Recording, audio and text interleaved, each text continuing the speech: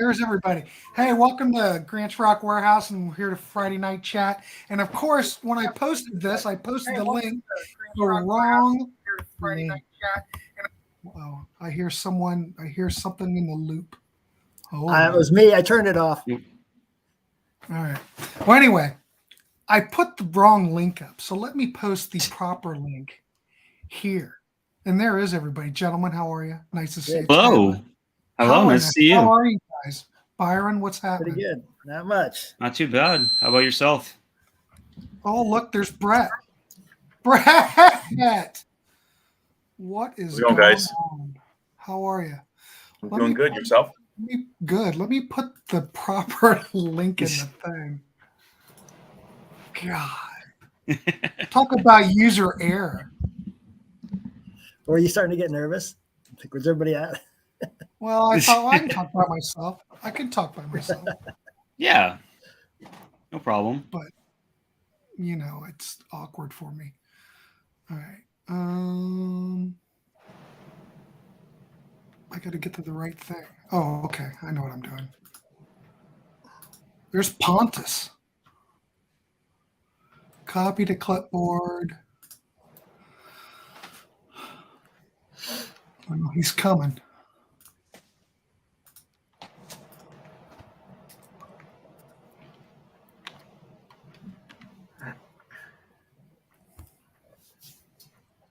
Wait a minute, I've got two banners. Okay, it's this one. All right, there's the link. How I failed. So anyway, God, I swear to God, you think things are going to be? Oh, there he. Oh, I think we lost him. He's back. There it is. Here he is. Pontus, how are you? I think he's almost there. No sound. He's trying to make himself look good. I understand that. Pontus, can you hear us? Can't hear him. We can't hear you. No.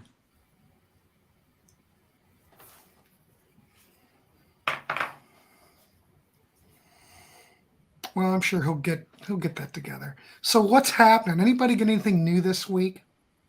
You know what I mean. I bought a few records today. Nothing big, but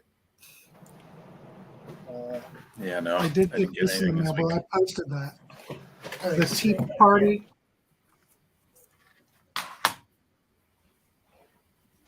yeah. I got this for $1. It's an okay shape. For There you $1. go. I think I got my copy for like $5. Is it orange label or is Yeah, it's orange. It's an original. Cover's got a little bit of damage, but not too bad. Cool. And then that was $1. That's a good record. And then I gave 3 for this. Pretty good shape. That's probably worth $3. Unless Martin Popoff's favorite ZZ Top, I think it is. Yeah, I'm pretty sure it is. That's really all I bought this week. Yeah, that's not my favorite one. I can tell you that. I kind of like it because you never hear any of it on the radio. That's true. Yeah. So, Well, that's a valid point. I never need to hear most of the songs on Eliminator again. So, And that's funny with Eliminator. They've never stopped playing that. They just keep playing it to death. Nope. yeah. So Brett, so the Metallica show? I'm going to assume that went well based on your pictures and your posts. It was amazing. Yeah. So for those of you that know, I saw Metallica last night at Highmark Stadium up here in Buffalo, New York, where the Bills play. Mm-hmm. Nice. I was right on the barricade, and yeah, I had bought tickets last minute Thursday morning because secondary markets were selling them for somewhat cheaper than what they were going for face value. Mm-hmm. I was online by like 2:00, and there was there's 3 gates where you can get in for Highmark Stadium, and I was at one of them. There was about maybe 50 people there in total, and as soon as I got in, I just ran Nice. to the barricade, and I was right on the barricade, stage left, And if you've seen any of the videos recently, they still have like the snake pit, so they have like the ramp that comes out. So yeah, we were stage left. We were right in front of. They had Kurt's wah pedal, and then there was a microphone there, and all of them came through there throughout the night. Band Ice Nine Kills from from the Western New York area. I'm sure I'm seeing you're wearing the Jason shirt. So you're probably somewhat familiar with them. Yeah, I don't listen to them much, but I know who they are. Yeah, they're a Western New York band. Yeah. The drummer, who I know, who's a great guy, is from here, from Buffalo. And they opened the show, and they were good. They're talented. They're like a metalcore band. Yeah, they rely heavily on the theatrics, like the horror movie inspired theatrics. I would kind of compare it to kind of like, how Alice Cooper does it. There's a scene where the singer comes out dressed up as Patrick Bateman from American Psycho with the raincoat, and he kills the guy, and he kills the guy off stage. You don't see it, and he pulls up. He's holding like a fake decapitated head. Greta Van Fleet was the second band that played. Oh, nice. Okay. I enjoy Greta Van Fleet. In album form, I've seen them live a couple times. I would say Last Night may have been the one time I didn't really like them. And I think it was because of the fact that every song they did, they turned into a jam. Oh, okay. Like, maybe a couple songs, that's one thing, but literally every song, like, I'm like, oh, I know this song, and this song's like 3.5 minutes long. There's no reason for it to be 8 minutes. But they were still good, and they're one of those bands that they get a lot of crap. I think from a lot of people my age. I know a lot of the older fans appreciate them for what they sound like. They obviously get a lot of heavy influences from classic bands and stuff like that. And then Metallica went on, and Metallica played for 2 hours, and they absolutely killed it. Good set list. Yeah, they opened up with Whiplash. Ooh, okay. The first three songs were Whiplash, Creeping Death, and then Enter Sandman. Perfect. And they played at the front of they didn't even play on the main part of the stage. They played at the front of the snake pit. Like, Ecstasy of Gold is playing, and then you see a drum set just rise. And I'm like, oh, shit, they're playing from the front. So those were their first three tracks, and then they get to the main part of the stage, and James is like, okay, well, we did our three best songs, so I don't know what we're really going to do now. But, they actually did something off of Saint Anger. He was like, I have a question for the crowd, and you can answer as honest as possible. And he's like, Saint Anger?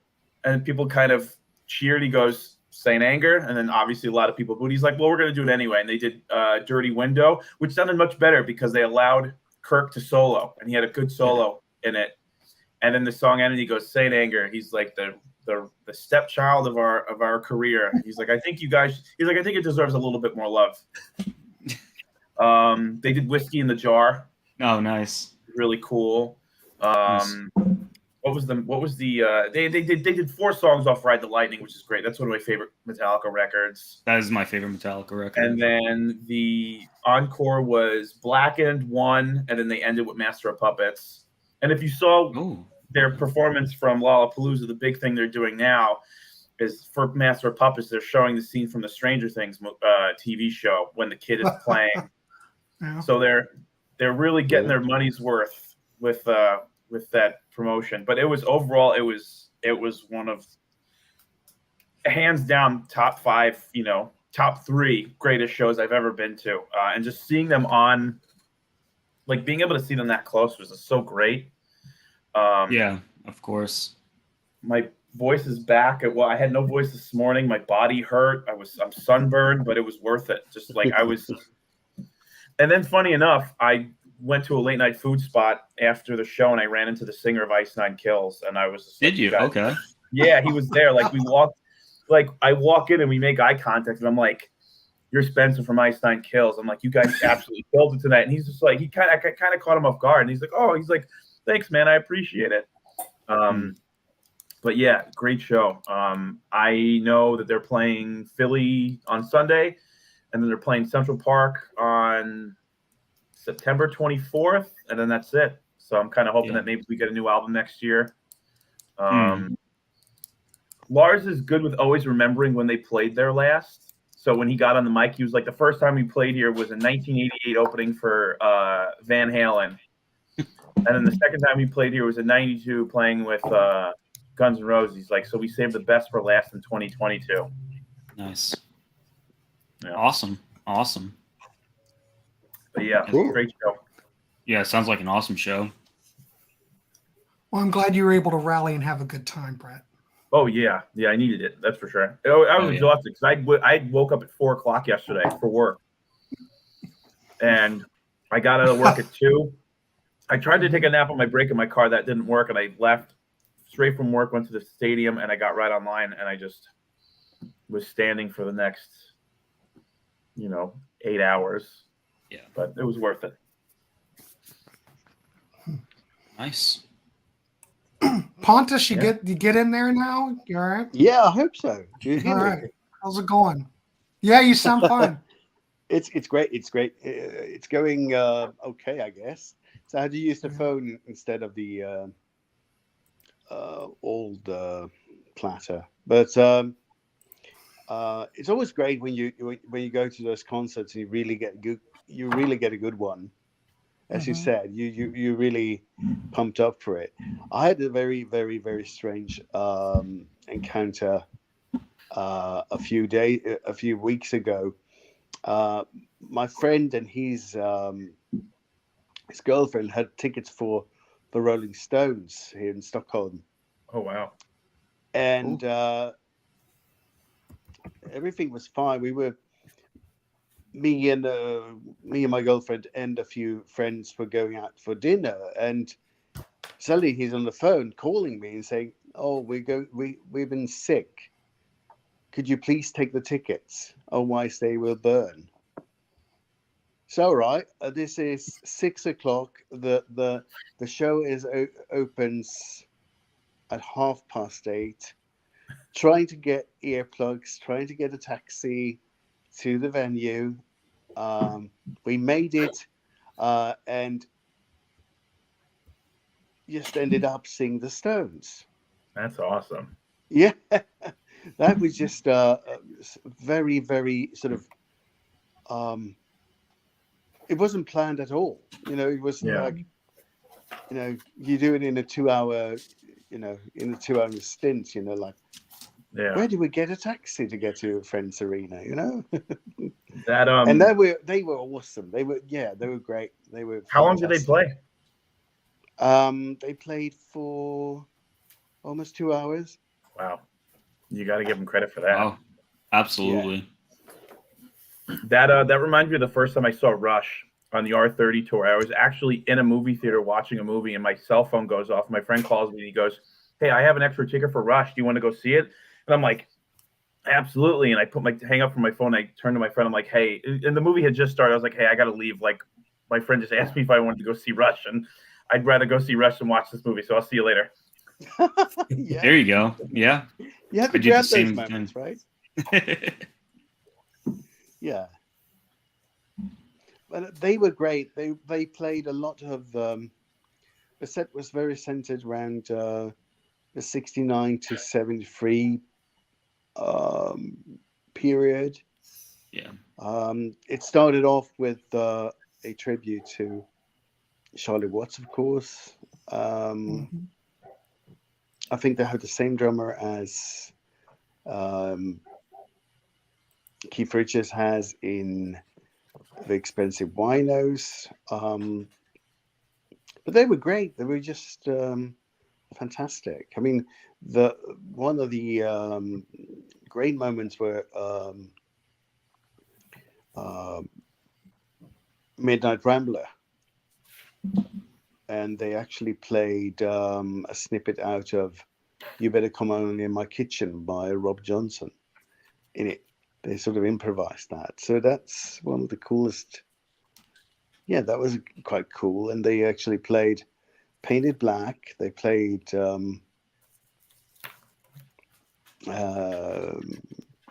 one of my favorites is You Can't Always Get What You Want. And that was great. They played it very well. So great show. Excellent. I saw the Stones in '82. That was the Ooh. last time. They were good then, Yeah. but I saw him in, I think, 98 at a Dodger Stadium in LA, and it was pretty spectacular. wow, I bet that would be something. Yeah. Well, Yeah. Ryan Gavalier and I are going to go see Al Stewart on Wednesday in Kent. So I'm Really? driving up to Jealous. Kent, I would Oh, really God. like to see him. I'm jealous. and we're going to go to, what did he say? What's the place we're going to before? Some place around the corner to have a beverage. Nice. Right. I don't know. We're going to pregame there and then go see Al and hang with Al. And Ryan gave me what seat he was. I said, well, let me see if I can get a ticket. So I got online and got the ticket, and I got a seat right beside him. So it should be Awesome. That worked. fun. There you go. Maybe we'll do like a live stream from the bar or something. You should. Yeah. That'd be cool. Yeah. We'll see. Yeah, but that'll be Wednesday, so that'll be fun. Well, I've never seen Al Stewart before. Yeah, I And didn't know he was supposedly I didn't know he was still alive. he's touring with a band. So what's that, Byron? I didn't know he was still alive, to be honest with you. Yeah, he's still alive. Yeah. He still sounds like Al. Yeah, I've seen some footage of him playing recently. He's pretty youthful for his age. Mhm. I don't know what he's, 71, 72, something like that. He's Yeah. 76. 76, wow. Oh yeah. Yeah. 76. Wow. We'll see how it goes. It should be okay. Yeah. Definitely. Zeb, how are you doing? Thanks for showing up. He's the only one watching. Zeb, I await some Flaming Lips. Their newer albums are incredible. Thoughts on them, dear panel? I like the Flaming Lips. Okay, I don't have the latest record. I I like heard some of it. Yoshi. It's That's a okay. great record. Yoshimi. Yoshimi, yeah. Yeah, I got really the first Flaming Lips album I ever heard was the Soft Bulletin, and I just I've went got that. crazy over it and was so excited about them. And then Yoshimi came out, and then the one that came out after that, I don't know, I just started losing interest. I don't know what happened, but I just sort of I don't know. They're very experimental. Yeah. A lot of it all sounds the same to me to some degree. I got a little Yeah. bored with it. But, it is what it is. I think the whole experience with Flaming Lips is to go see them live. I think Yeah, that's the whole I think- thing. I think that's the piece of the puzzle I'm missing. I was just thinking, Brett, you were mentioning how Greta was doing a lot of jamming. I'm wondering if that's if that's like their goal to fill that vacancy of Allman Brothers, or Yeah. you never know. I just wonder because they're young. Yeah. Yeah. They're And they young. could be hitting it just at the right time. They could ride that Yeah. wave. There was some guy at the show next to me who was like, I don't understand why they're so big. And one of the things I said to him was like, do you see them? I'm like, they're four young, extremely attractive men. So if they're gonna get a fan base, they're gonna get a fan base of all the girls. Like I remember the first time I saw them, there were a lot of girls there, and then there were guys that looked like me, and then guys that looked like the rest of you. So it was a very weird What lineup. do you mean, Brett? What are you trying to say? Like, I know exactly what he means. It was just like That was a bunch of old dudes. age wise, it ran the gamut of fan base because you have a lot of you have the younger girls that are going to go see them because, like I said, they're four very attractive men. I'm into them because I just think musicianship wise they're very good, and then you have a lot of older fans that, like I said, they hear the heavy Zeppelin influence. Yeah. If they did try and fill that void of, like you said, I wouldn't mind. Last night was not the show to try it, though. I would say that. Okay. Yeah. I will say, on classic rock radio here, I always bring up classic rock radio, but it always seems to pop up. They play all this, the Eagles, that Mhm. kind Who are of going on crap, tour again? But they play Greta Van Fleet though, for that whole classic rock generation. Yeah. Yeah. So I mean that might be part of it. And all these Oh, stations yeah. and that classic rock radio, they're all the same at this point. So I'm assuming this is a mass. They're pushing it out, Yeah. So that's Yeah. probably where these older folks Yeah. are getting it. So. If you play it for somebody who's never heard them before, they're just going to think that they're hearing a Led Zeppelin song that they've never heard Led before. Zeppelin Light, yeah. You know? It And the is Led guitarist- Zeppelin Light. Yeah, like you can't tell me that the guitarist is not trying to be Jimmy Page with the way he's playing. Like he does like that whole like lean back thing that Jimmy Page was synonymous with, and even the bassist, But the funny part is that they're very adamant with saying that Led Zeppelin is not an influence. Yeah. And I know the vocalist has gone on record saying that Steven Tyler is his biggest vocal influence. Obviously, people don't believe that, but I think from at least what I'm hearing with Greta Van Fleet, I think they're starting to get out of that Led Zeppelin phase. Like if you listen to that early EP, that is straight Led Zeppelin light. But then you have the first album, Peaceful Army. I forgot the name of it, but I mean that is more of a transition to. Yeah. I mean, I don't really hear much Zeppelin on that record at all. And then the second record, I don't really hear much Zeppelin at all. And then the newest record, Age of the Machine, I think it's called, Age of the Machine. It's very there are 70s influences that can't be like ignored. And I remember I can't remember what song it was, but one song it was either the first or second single they put out, and I was like, this is very Floyd. It's like Floyd, a little bit more like grandiose. Because of like just the way that the song was constructed. Right. On their most recent record, I actually get a lot of prog influence too. Yeah. That's I don't understand why I couldn't think of it. Yeah, but yeah, it's a very heavy prog record. Yeah. I don't know, but there's another band, a young band, that Italian band. The dudes are like really skinny, and the girl practically plays topless plays bass. They played Lollapalooza. Have you? I just been seeing a lot of their images in the media lately. I would Google topless singer, but I don't know what I'm going to get in Google. No, you gotta watch out how you phrase that. What are they? I didn't know if you guys. You know what? I think I found her. Can you share the screen? No, it's not deer. It's like Manskin or something like that. It's weird. I don't know. Manskin. The vocalist of Manskin is a male.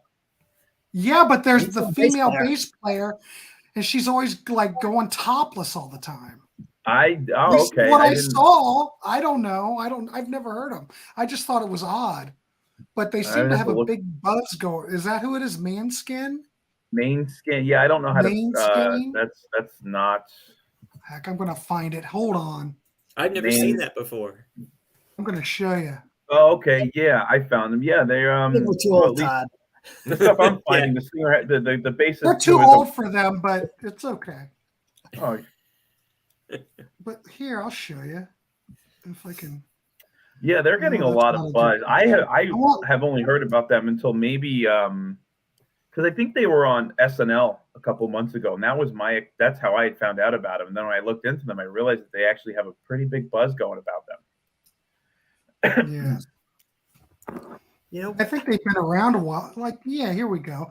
Here's like a picture. Oh God, here we go. They've got this music festival coming up. Well, I forgot I can share my screen. Hell, wait a minute. Here. So they're from Rome. They've been around since like 2016. So there's this 3-day music festival coming up, and I looked at it, and it's like, I don't know a single band on this list. Why doesn't it come up? What's the festival? That's probably not coming up, is it? Is it? No. Wait a minute. Let me bring it up. That you're going to? I'm not going to this festival because I don't know a single band on it. Can you guys see that? I'm getting old, I guess. No, nothing. You don't see that? No. Do you see that? I'll be up in John's neck of the woods in September, going to Furnace Fest in Birmingham, Alabama. That'll be fun. Bunch of punk and metal bands. See, this sharing the screen on here is not good. You've done it before. I know. I'm not very smart. This is easier if I do this. Yeah, let me see. This is Lollapalooza. But I need to find a better picture.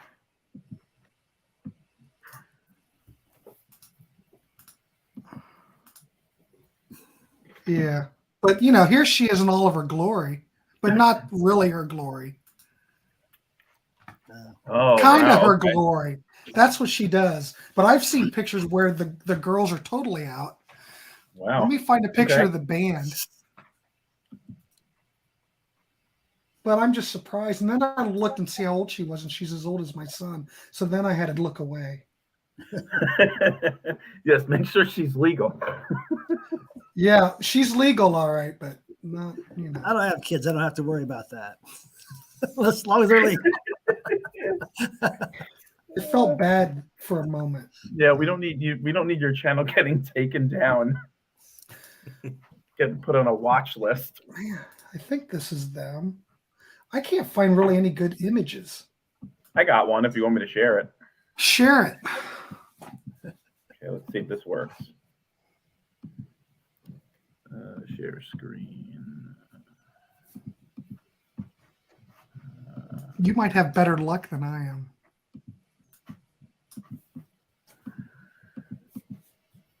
Maybe not. See. Can you see it? Oh, there it is. Yeah. Oh, I see what I did. I see what you have to do. Tyler's back. What you have to do is that when you share your screen, it comes up to the bottom. So I have to take that extra feed and throw it up there. Yeah. That's Did you see it? Ooh. Yeah, I saw it. Okay, yeah, that's them. I think the guy in the zebra print is the vocalist, if I'm not mistaken. Mm-hmm. But it just seems like there's a, yeah, that guy's the singer. Yeah. And the guy to the right's the guitar player. And then, of course, she's, she plays with the girls and the other guy's a drummer. But I don't know. They're probably getting a lot of buzz because of the way she approaches her instrument is what I'm thinking. But I could be wrong. Well, there was what other metal band? Oh, there was that metal band, the Butcher Babies.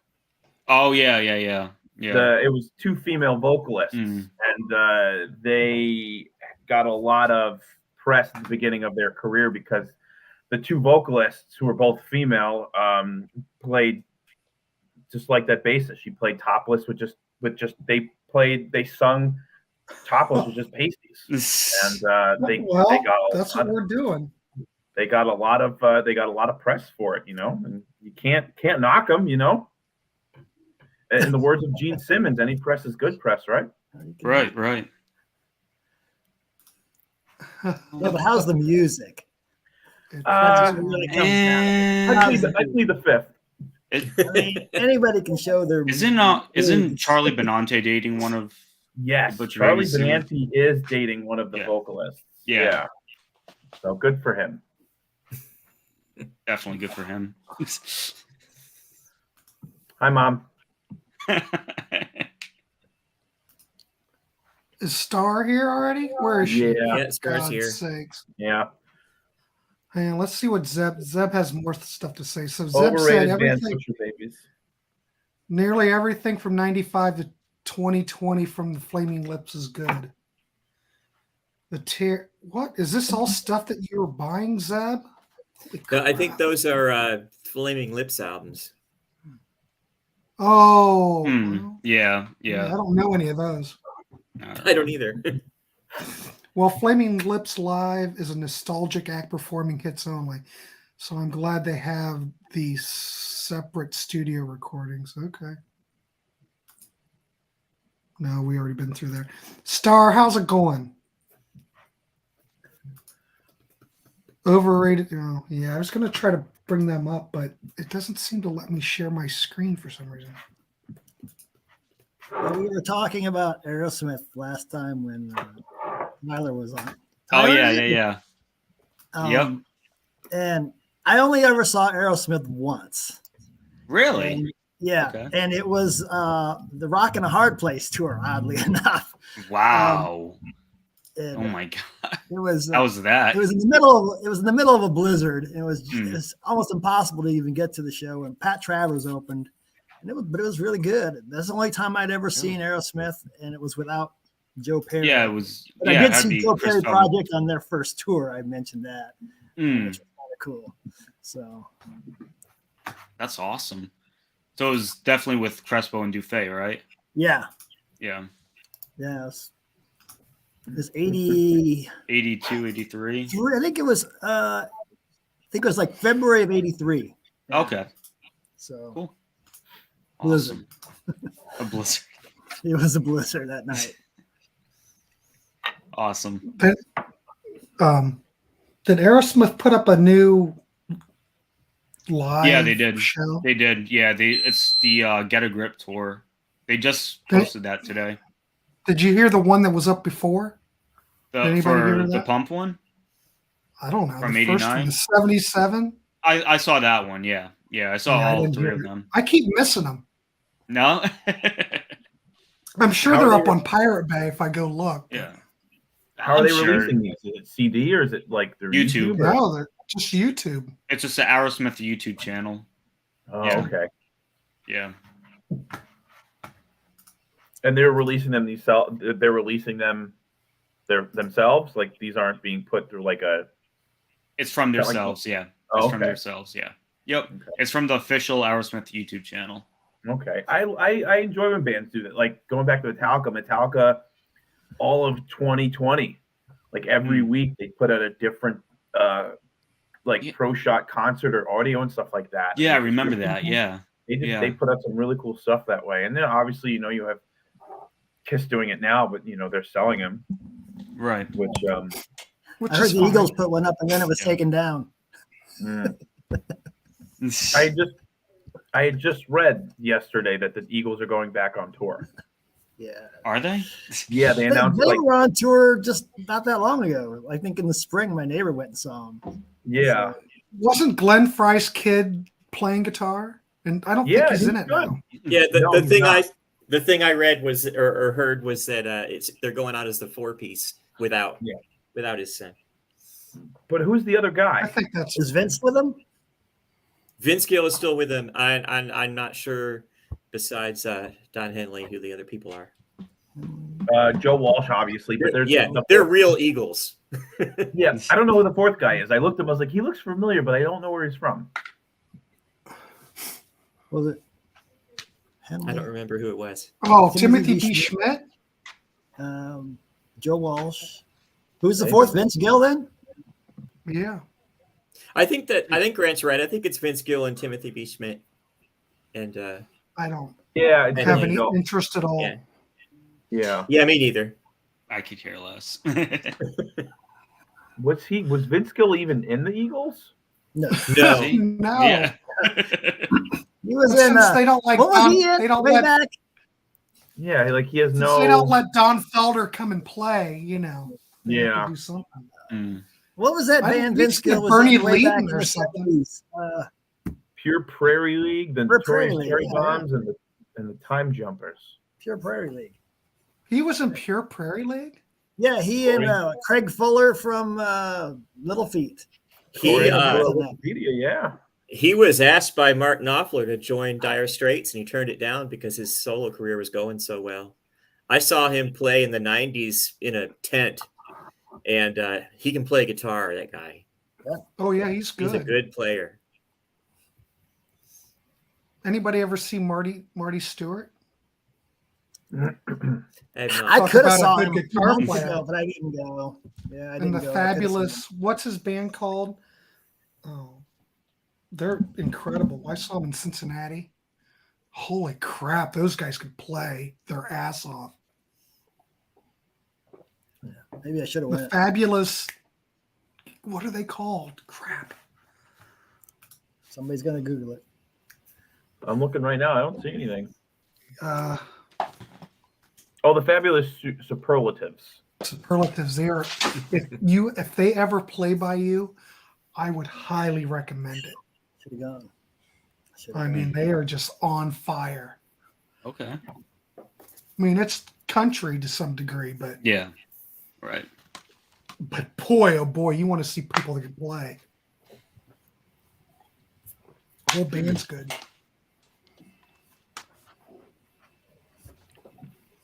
How much are Eagles tickets? $600 a piece? I stopped looking about 20 years ago. Let's take a look, actually. I don't even want to know. Because I think they're playing. I think the closest they're playing up here is they're playing in Canada, if I'm not mistaken. I may be wrong, but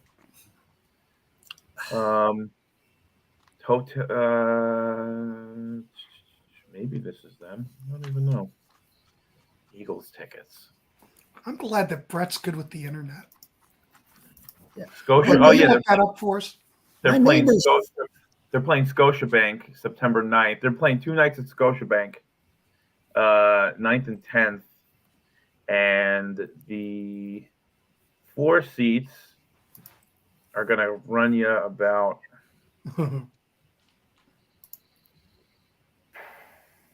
two floor seats are going to run you $385, including taxes. No. No way in hell. I think Al Stewart was $40. Yeah. 37 something. Yeah. Yeah, I'll show It's you at the Kent Theater, which is a great venue. I haven't been to a show since COVID, and it was Dream Theater on the. They're playing the whole Metropolis Part 2 album. Right. Scenes from a Memory, the whole show. Yeah. That was the last thing I've been to. Actually, you know what? What's wrong? Look there, we can actually see Brett do it. Let me. I pressed on the wrong thing. That was in section 122, so I can only imagine how much floor seats are if I can actually get to it. Yeah. Let's see. See, it's saying. Let's see. Oh my God! No, 875 is the top. One seat in the 6th row is going to run you $1,200. Jesus Christ! Yeah. Okay. You could buy a MacBook. You couldn't pay me $1,200 to go to the You Eagles. could buy a MacBook. That's right. I could buy a new mattress for that price. Buy a used car. I could use a Good new Lord. mattress. 1,200. Like I know the big thing recently was there were a lot of people that were complaining about the Bruce Springsteen tickets. Because those were like in the upwards of thousands of dollars. Yeah. Well, I thought those were people that were buying them and turning them over, though. That's what I understood. But Yeah, I'm sure Bruce is still. Oh, Well, they look, use this that's my demand boy. algorithm, which really can screw you over. Yeah. But I don't go to big arena shows anymore. I haven't. Yeah. Last arena show I went to, I think, was U2 on their last tour, and I got a $15 ticket. So, Yeah. The last you thing go, I yeah. saw in arena was Rush Yeah. R40. The R40 tour. Yeah. Mhm. Yeah, like I got lucky last night. The tickets for the floor seats for Metallica were expensive, and I found, much like when I saw Roger Waters last month, I had found some guy on one of the secondary sites that was just looking to get rid of the ticket, and it just seemed like he just wanted to get rid of it, and I got an extremely good deal on it, because if it wasn't for that, I would have just bought one of the $50 nosebleed seats. But I saw it, I was like, I'd be stupid not to jump on it. And the same thing when I saw Roger Waters last month. Those tickets were going for like over $200, and some guy was selling it for $120. Okay. Yeah. So sometimes at our big arena here, if you wait the last few days, they'll sell you like 4 tickets for. Yeah. Like I said, the U2s were 4 for $60. I think we got 4s. If you wait to the very end. Yeah. Or it was Ozzy 4 for $100. You know, That's what they did. That's what Highmark Stadium did last night. Yesterday, if you were looking for tickets, they took away the service fee, so you were just paying for the ticket themselves.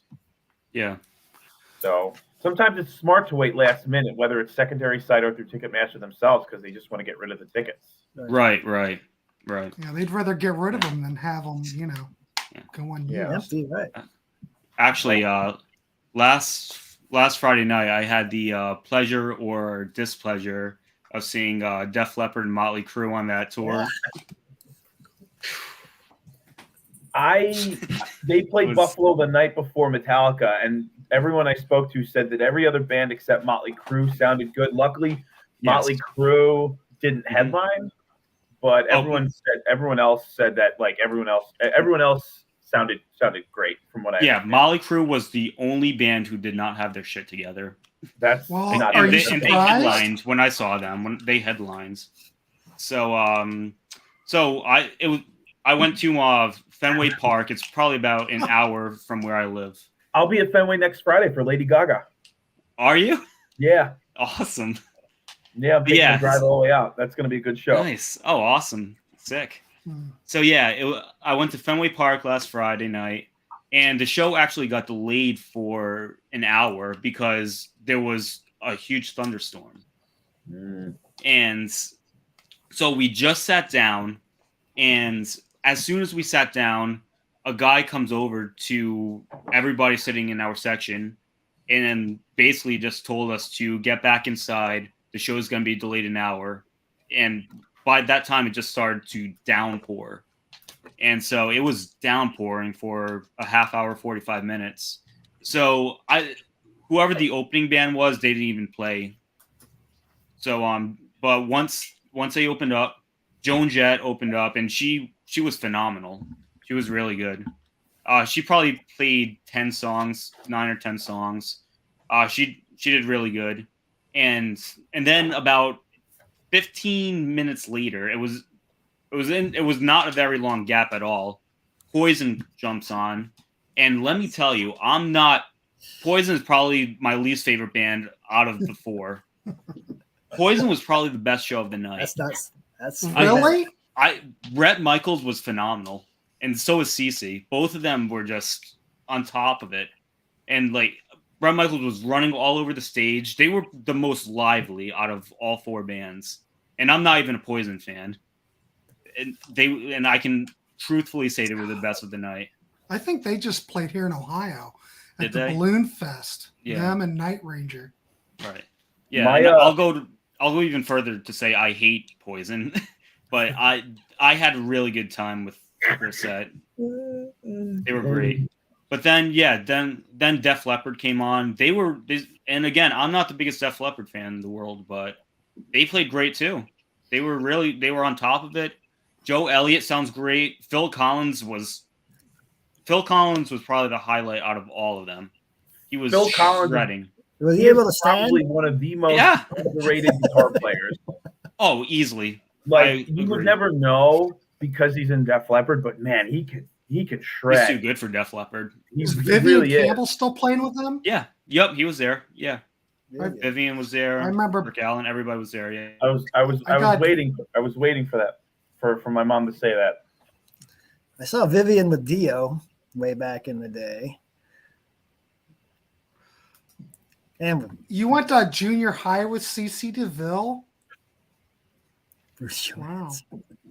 I remember going to the NAMM show in 86, 87 and meeting Vivian Campbell and getting his autograph. He's very short. Yeah.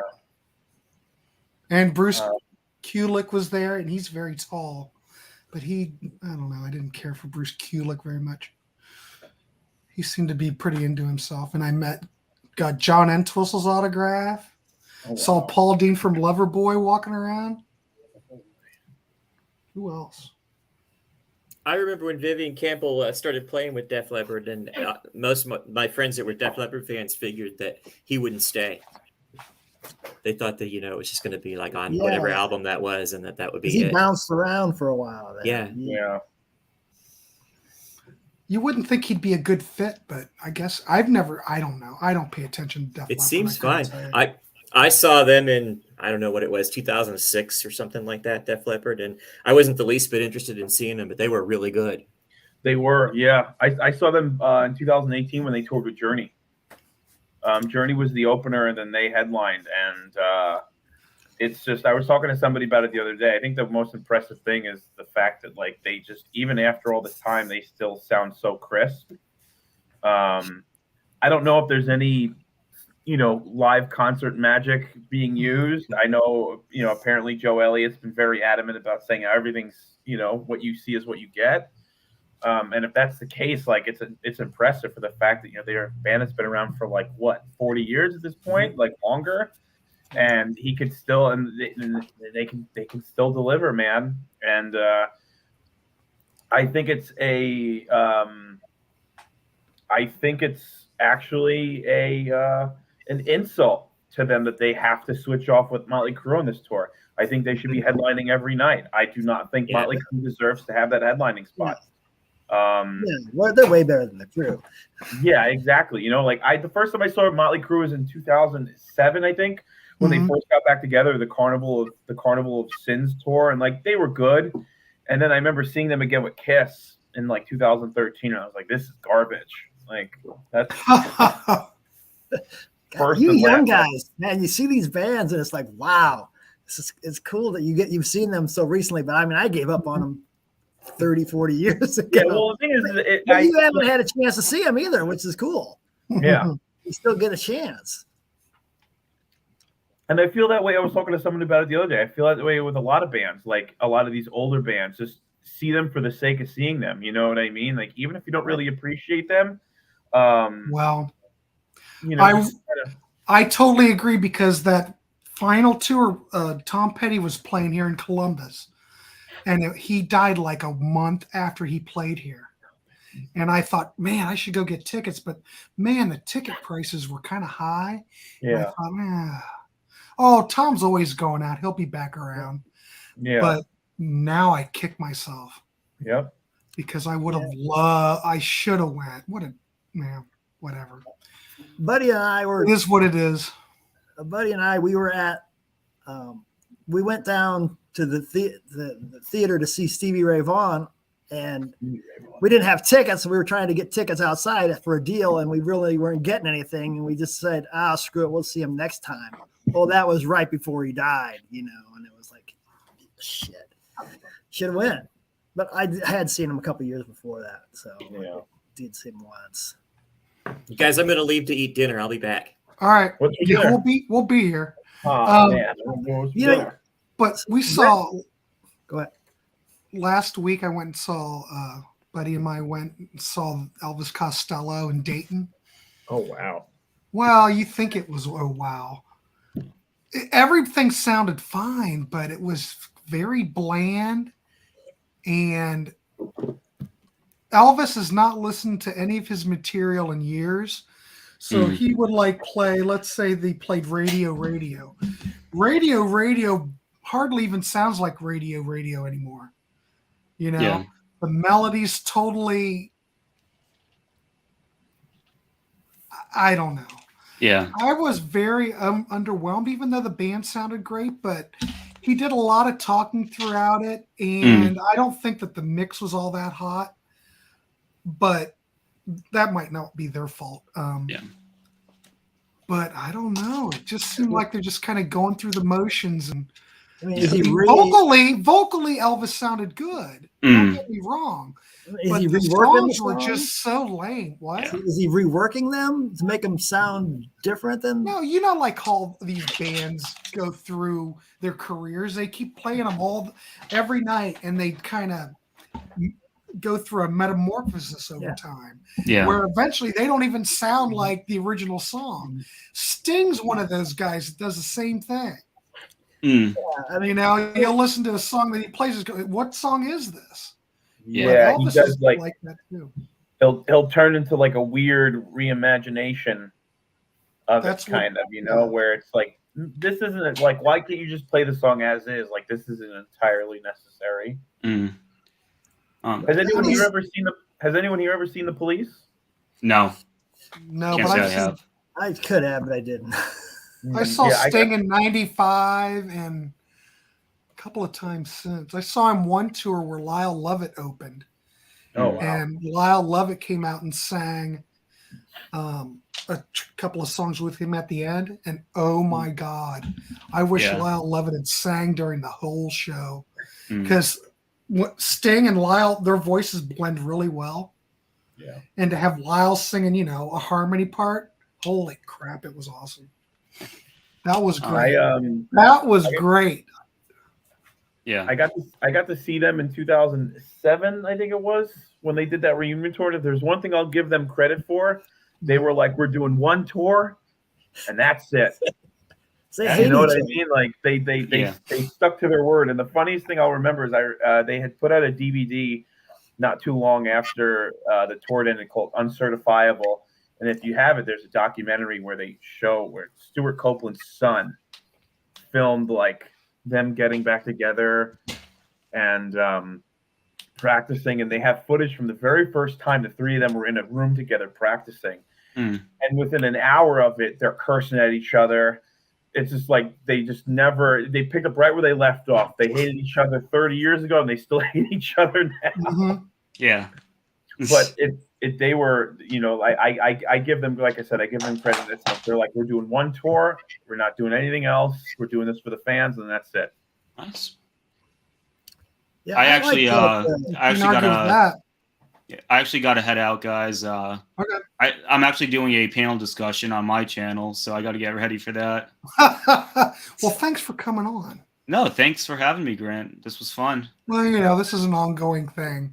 Yeah. People got coming in and out. It's all cool. Yeah. If we get out early, I'll and you guys are still on, I'll pop back in. So Tyler, while you're here, what's the panel discussion? Since you're here, you might as well. Yeah. So promote it real quick. For anybody who doesn't know, I have my YouTube channel, LP Tremors. Basically talk about all things music and horror movies. And actually tonight, a panel that's going to be starting in 5 minutes. We have I have Ryan Gavalier from Ryan's Vinyl Destination, and I have Davy Gallagher from Davy Cinema Picks and Music Picks. They're coming onto my channel, where we're going to be discussing this little bad boy, Friday the 13th. Oh, look at you guys. So it's going to be an ongoing series, actually. So like tonight, we're actually kicking off the Friday the 13th series. It's going to be a bi-weekly thing every Friday, where we're going to be discussing each Friday the 13th movie. Mm-hmm. So, for example, the movie we're discussing today is the first one. The first Friday the 13th. Yeah, we're going to be discussing that, quick overviews, and then 2 Fridays from now we're going to be doing part 2, then 3, then so on and so forth. So that's going to be a lot of fun.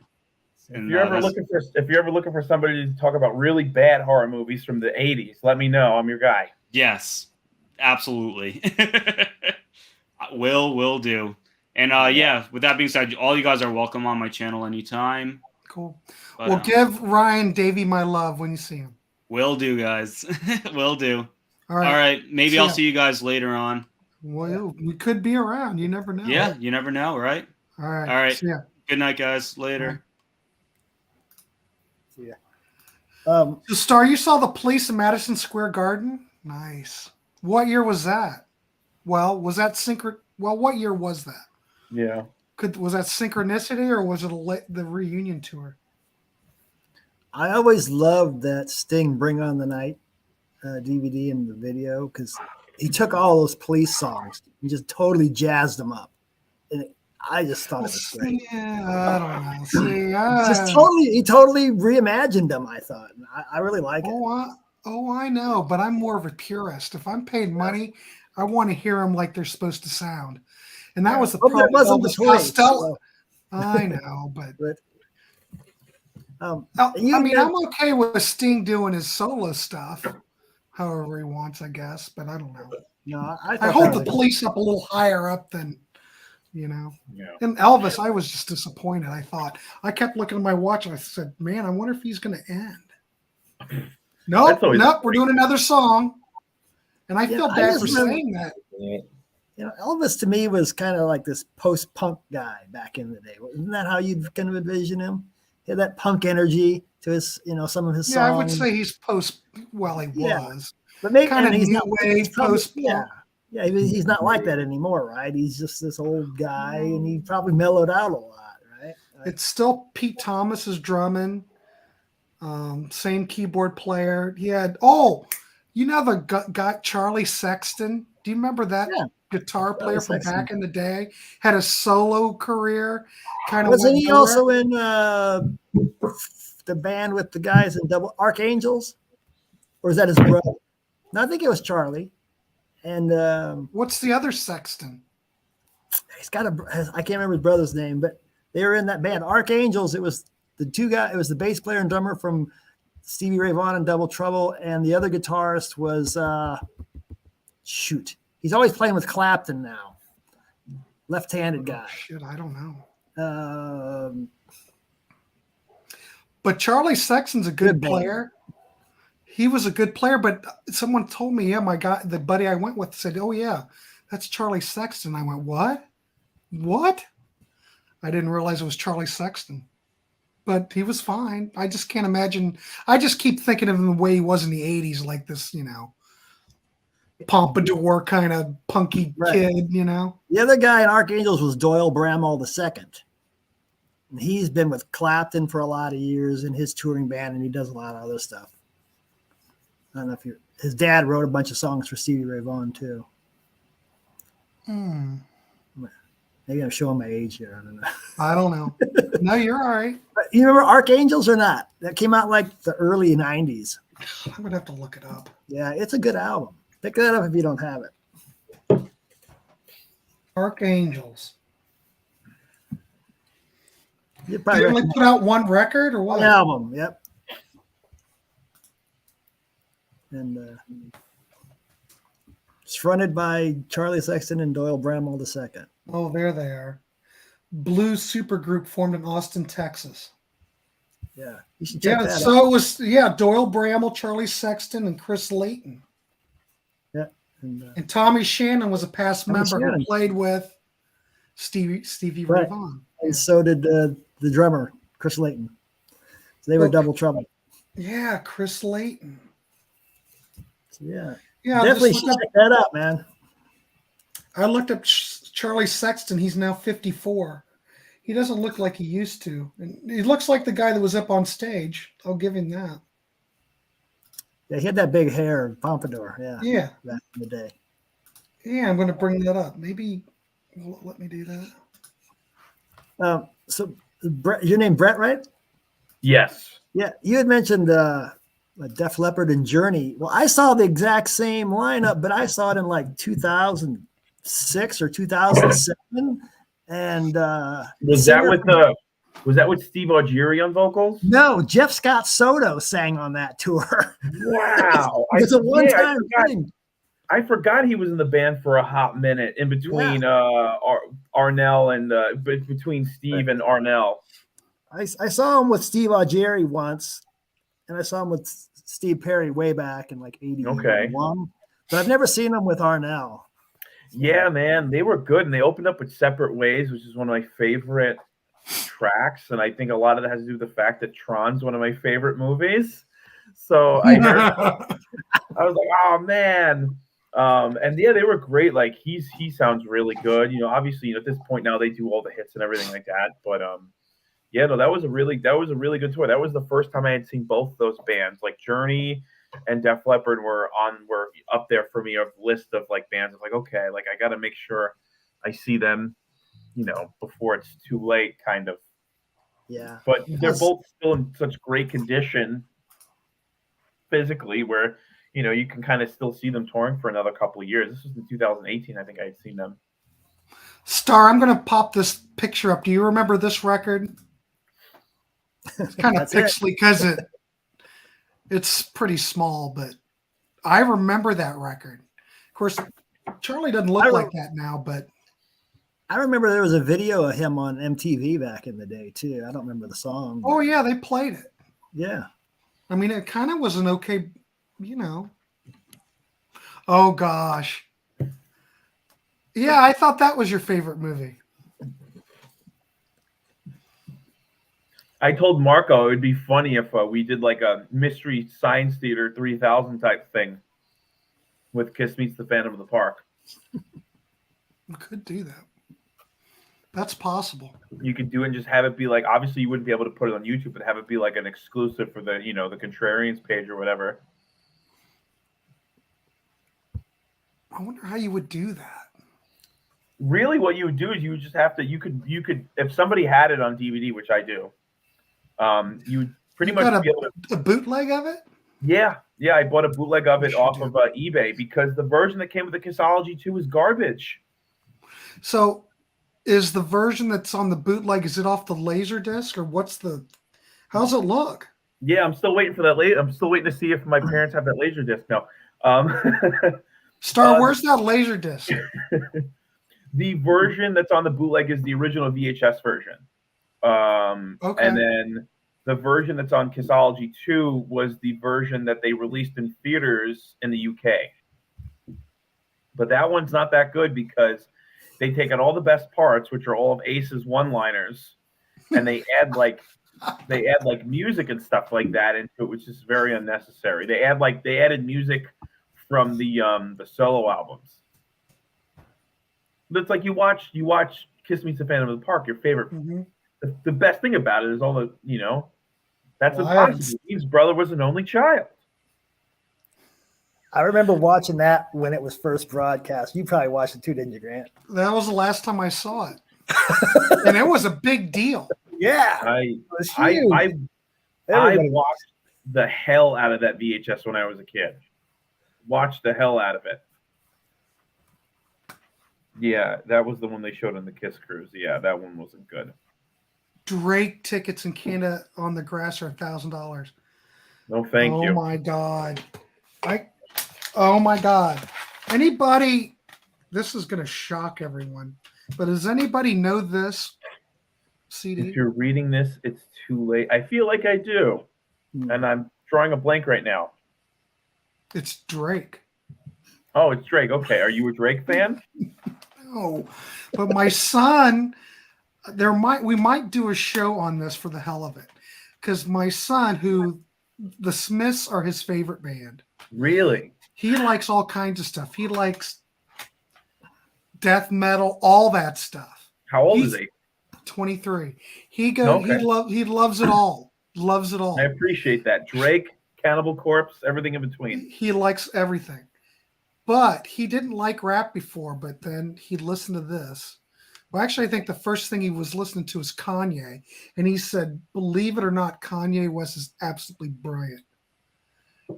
He said, I never thought I would. I can't believe it. But some of his stuff's absolutely brilliant. And he thinks that this Drake album is one of those records that. So I said, well, I'll give it a shot. Maybe we can do a show on it. That'd be cool. Is that rap? Yeah. But I'm trying to be open, gentlemen. I'm trying to be open. I'm trying to see what he's hearing about it. You know what I mean? But it's different. I don't know how much rap it is. It's more like Drake talking through the whole thing. Yeah. With great instrumental backing somewhat. Like Bruce Springsteen. I don't really know what to even call it. Or that, what's that Tom Waits song? What's he doing in there? Climbing on my roof. There was another version with added scenes that was horrible, and that's the one they show on the Kiss Cruise. You mean that it's the only copy they can get? It's the one that they make the most money off of. I'm not saying I like this yet. My son thought it was great. I don't know. I gotta listen to it. Just so you know, that's my mom, by the way. Yeah, Byron, that's his mother. Star's your mom? Yeah. Really? Are you bullshitting She's me? cool as shit. She's my number one and only fan. Yeah, she's cool. They have You're in serious, their basement. They have what do you call it? The vault? What do you call it? The Kiss Cave. The Kiss Cave. In their I know she's a huge Kiss fan, but I had no idea this was your mom. Yeah. Oh, okay. I mean, she is rock and roll. I'm driving down to New Jersey to go visit them on Tuesday night. So figure Wednesday or Thursday, I'll have some pictures and videos for you of the Yeah, cave. we gotta have that. I gotta have that. Yeah. If anything, maybe I'll video message you through Facebook, so you can see the videos. So how old are You guys are gonna go see Ghost? I'd like to Yeah. go see Ghost. How old am I? I'm 33. Okay. He's just a baby, Byron. I'm just a baby. I'm just an innocent baby. And my son's, Ryan just turned 25, so he's younger than, Where are you located, Grant? You're in Ohio, you said? I'm in beautiful Delaware, Ohio, Oh, which Delaware, is 20 Ohio. minutes north of Columbus. I'm like an hour and a half from Ryan, maybe. No, yeah. I was gonna say, I was like, how close are you from me? But you're like a 5-hour drive. Probably. So are you in Buffalo, you say? Yeah, I'm in Buffalo. Isn't that where Todd's from originally? Todd's originally from Buffalo. I didn't know that until we had spoke about it. Yeah, I've been up here I'm born and raised in New York City, Brooklyn, but and Staten Island. But yeah, I've been up in Buffalo for a couple of years now. Okay. I love it because it's not New York City. No offense. Well, I've been to Buffalo, so a long time ago. I wouldn't want to be in New York City either. Yeah. Especially not now. I don't know. I don't know what it's like now. I'd be afraid to go in there. I don't know. I'm going to be there end of September, and then probably going to head up to the Fall Festival in Poughkeepsie. So, where are you located, Byron? Omaha, Nebraska. Oh, wow. Okay. So, yeah, we're going to do a vacation to visit my wife's friend in New Jersey. So then we'll go into New York City for the day, and I think I'm going to hit that Fall Festival. The Sea of Tranquility? Yeah. Thing? Yeah. Oh, okay. Yeah. Todd and I talked about doing it, but I don't know. It just kind of went away. So, yeah, the lineup looks all right. I mean, do you have a hotel or anything up there? My wife actually booked one when she first heard about this. She's all over these kinds of things. So everybody's like, there's no rooms. And she's like, yeah, I got one already. Yeah, I'm afraid we'd be too late to do it now. You could get one outside of town, they said. Or you can stay at our place, maybe. Okay, well, that's what we'll do. Todd, where are you? We're staying with Byron. I have to get my wife to okay that first. Bring a sleeping bag. Nah, I'm sure. I don't know. Todd said it was going to be expensive, so I don't know. We talked about it, and then it just kind of went away. Yeah. And I talked to Ryan about it because Ryan and I could pick Ryan up. Yeah. And Jamie Laszlo lives about 40 minutes from me. I bet you Jamie will be there. Probably. Who else is playing? Let's see. The headliners are Nectar. I've seen Nectar. They were great. Saw them like a couple years ago.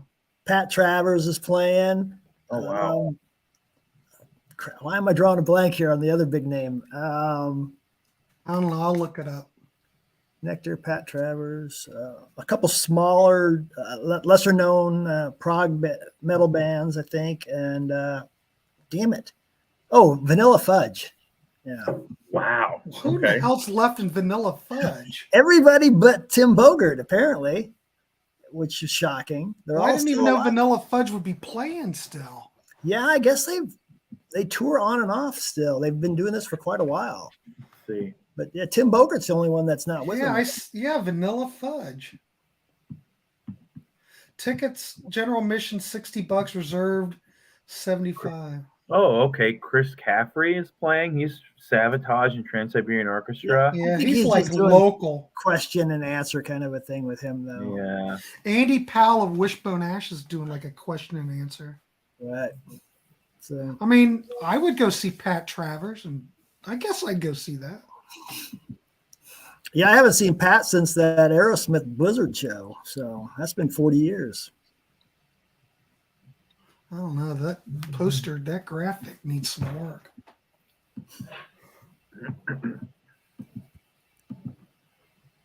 I don't know. I guess that's all right. I mean, if anybody was going, I guess I'd go, but it'd be nice to all drive up. I think Tyler said he's going. Is it Taylor or Tyler? Tyler. Right? I don't know where Tyler is. Where is it again? It's in upstate Poughkeepsie. New York. Oh, really? Okay. Yeah, Hudson Valley, you know. Oh, okay. Yeah, that's about Hudson Valley, depending where it is. That's about that could be about like a 6-hour drive from where I am. Yeah, because you're up there. Yeah. Let's see. Sea of Tranquility. I thought Tyler was like in New Jersey or something around there. I don't know. I wonder if they have any. Let me see if I can get a ticket and see what happens. Gosh, I could sit in the balcony. I wonder if they have any tickets. I'm just Lock into that. I'm just seeing if it'll Oh, he wants me to log in with Facebook. Evidently, there's still tickets available. Yeah, I haven't bought mine yet. I probably should do it. Well, I wouldn't wait they're because I don't know going how big the chance is. I think the prices were going up September 1st too. So I would probably do it before then for sure. Chris Stokes, where have you been, Chris? For God's sakes, man. Oh, you went to Out of the Blue? Oh, nice. Yeah, Byron, you better get your ticket if you're going. Because I don't know. I remember I didn't go to that ELO tour, but I remember it came to town and everybody was talking about how, the stage, on the stage they had like the big spaceship and it opened up, lifted up, and they were underneath of it or something. Is that the tour where they were lip syncing? There was one ELO tour where they got busted for lip syncing. Yeah, I don't know. Of course, they all do it now. Paul Stanley does it. Yeah.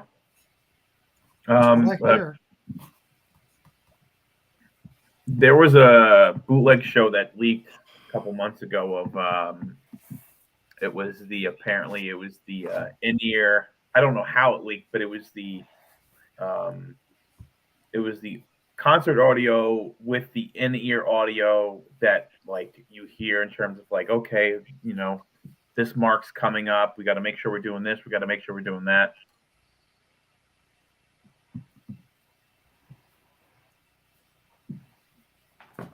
My wife texted me about going on. Funny, we should be talking about all this crap. There's a cruise, like what is it called? The 80s cruise. It's like year 7.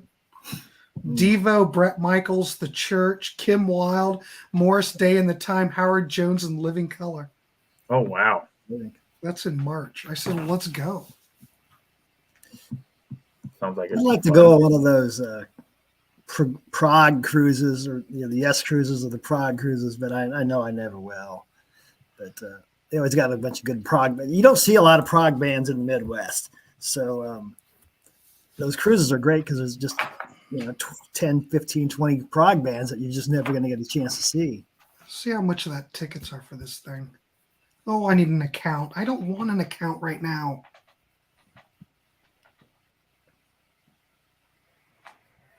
Oh, well, I'm not going to worry about it. I don't care. Which are you looking to get? The tickets to that cruise, the 80s cruise. The cruise, okay. And it's got like, Nina Blackwood's going to be there and, like the MTV people. The DJs are hosting. I don't know. I'd like to go. I'd love to go do that. I don't know. I don't know why we can swing that. Come on. It's March. Just do it. I've never been on a cruise, and I don't know. The whole COVID thing, I don't know if I want to get on a cruise or not. Oh my God, his first pick. Oh, man. So, Star, you say do the 80s cruise. Is that what you're saying? I'm sure that's what she's saying. Yeah. I think after all, she goes to I'll research rooms. Oh, man. Or you can. I got it. What time you going until? I don't know. Okay, well, I have a. Usually it's 3 hours. We just. I have and go. I have an NFL fantasy draft starting in 10 minutes. So. Oh, well, go do it. You're right. Yes, I watch football, but I've never done fantasy football before. So let's hope for the best. Well, as long as Star's gonna, sure, why not? Star, are you gonna hang out with us? Yeah. Oh well. Who cares? Who cares about me? I don't care about Brett. I have to get them a better. I have to make sure they get a call dad quick. Okay, well, we have to make sure they get a better computer so they can actually like do video. Unfortunately, my dad still has a laptop from 2002. So yeah. Anyway, okay. Hopefully, I'll see you guys in a bit. If not, have a good night, guys. Everybody. All right. See ya. All right, Star. As long as you're here. So it's just you and me. It's just you and me. So Byron, just to jump back to what we were talking about, if you're going to that, I would get tickets if I were you. And I don't Yeah, know I what Todd know. is. I mean, I would maybe go if Todd said, "Well, let's go." I'd go. Or Yeah, I just and if need. Ryan said he'd go, but we talked about it, and it just kind of, I don't know. I think it would be good to, especially if you have, and then there were two. Well, there's three because you're here. Well, there's 5 people watching. It's us 5, 7. I have faith Todd will be I back. think the good thing with the whole Sea of Tranquility, Martin's going to be there. Martin Popoff's going to be there. I don't know if Marco's going to go down. I've never talked to him about it, but I think it'd be a good thing to go to it. Yeah, it'd be nice to just meet these people. I don't know about you. I watch a lot of that stuff. So I've been watching these people for a few years, and try to watch a lot of the shows. I don't watch everything, but Well, I can't watch everything because all I'm doing is making my own content, and all I can do is barely keep up listening to the CDs I need to prepare for a show if I don't know it. Yeah, it's a lot of work just to get all that listening in, I'm sure. Yeah, Just I keep can up with barely it. do it. And then doing the graphics, and then Yeah, I like your graphics. They're nice. I appreciate it. Yeah. But I'd like to go see Martin while he's there, and I don't know. I don't know if Marco will go. Who knows? I don't know. No one's ever gotten together and discussed it, so I don't know who's going. But Yeah. I think it would be fun to go. I really don't know anybody other than, I've talked to you guys, and that's about it. I don't comment a whole lot on his shows occasionally, but it's not like people like, oh yeah, we know you. Well, Ian Chris, Bolt. I'm kind of like talking about 2 things. I'm talking about the Sea of Tranquility. What is it called? Fall Fest 2022. And then I'm also talking about this 80s thing. So I don't know. That's in March, but Fall Fest, when is that again? October 1st. What is that? October 1st. It's a football game that day, probably, though. On October 1st? Yeah. Yeah. I'm sure. I don't know who the Buckeyes are playing. I think I'll be okay. Yeah. I don't need to watch Nebraska anymore. They suck so much. I can miss a game. I think I'll be okay. But I do think that would be fun if a group would go up there. It'd be a good But time. whatever. Yeah, Chris, but cruises are expensive. And Star knows all about cruises because she goes to the Kiss cruise every year. Yeah. Just a regular cruise isn't too expensive, but these music cruises are very expensive. I know, but I think it would be worth it. Yeah. Just to go. Like I told my wife, I said, let's just I know it's kind of expensive. Let's just do it. Crap. I'm not going to live forever. Yeah, you're not getting any I could live forever on YouTube. I'm not getting any younger, and I'm old as it is. In 20 years, you're going to have 100,000 subscribers easy. In 20 years, I won't be able to move. 20 years, I make videos. I might not be alive. You can still make videos when you're in your 70s. YouTube may not be around. But this is our last one too. Kiss charges way more than others. Well, aren't you getting a lot of bang for your buck on the Kiss cruise though? Or would you say no? I mean, I don't know. I can't imagine how much they charge. I would love to. The other ones are fairly expensive. Kiss is probably way even, yeah. But isn't it like, well, I've looked at the Kiss cruise last year. I didn't think it was too bad. Of course, I have it in my mind that all cruises are expensive. So I probably wasn't that surprised by it. I think you really got to book these real early too, because if you don't, then all the cheap rooms are gone first, and then you're just stuck with these really expensive rooms. Mm-hmm. Well, Star, I'm kind of disappointed to hear you won't attend anymore after this. I mean, you were my idol before, and now I'm reevaluating our relationship because, well, I was living through you, to be quite honest. But either way, it's all good. So Byron, the only thing you bought are those records this week? That's all you got? That's all I bought. You don't have anything else to share? I always come prepared just in case. So what's that stuff? These are still more of my 25-cent CDs. Have you played any of them? What is that? Chili Peppers? Yeah, that was 25 cents. It's all the garage sale stuff. Was that any good? Yeah, I like that one. It's pretty good. I don't really care for their first 2 or 3 albums. It would seem like once they got John Frusciante in the band, then I started to like them a lot more.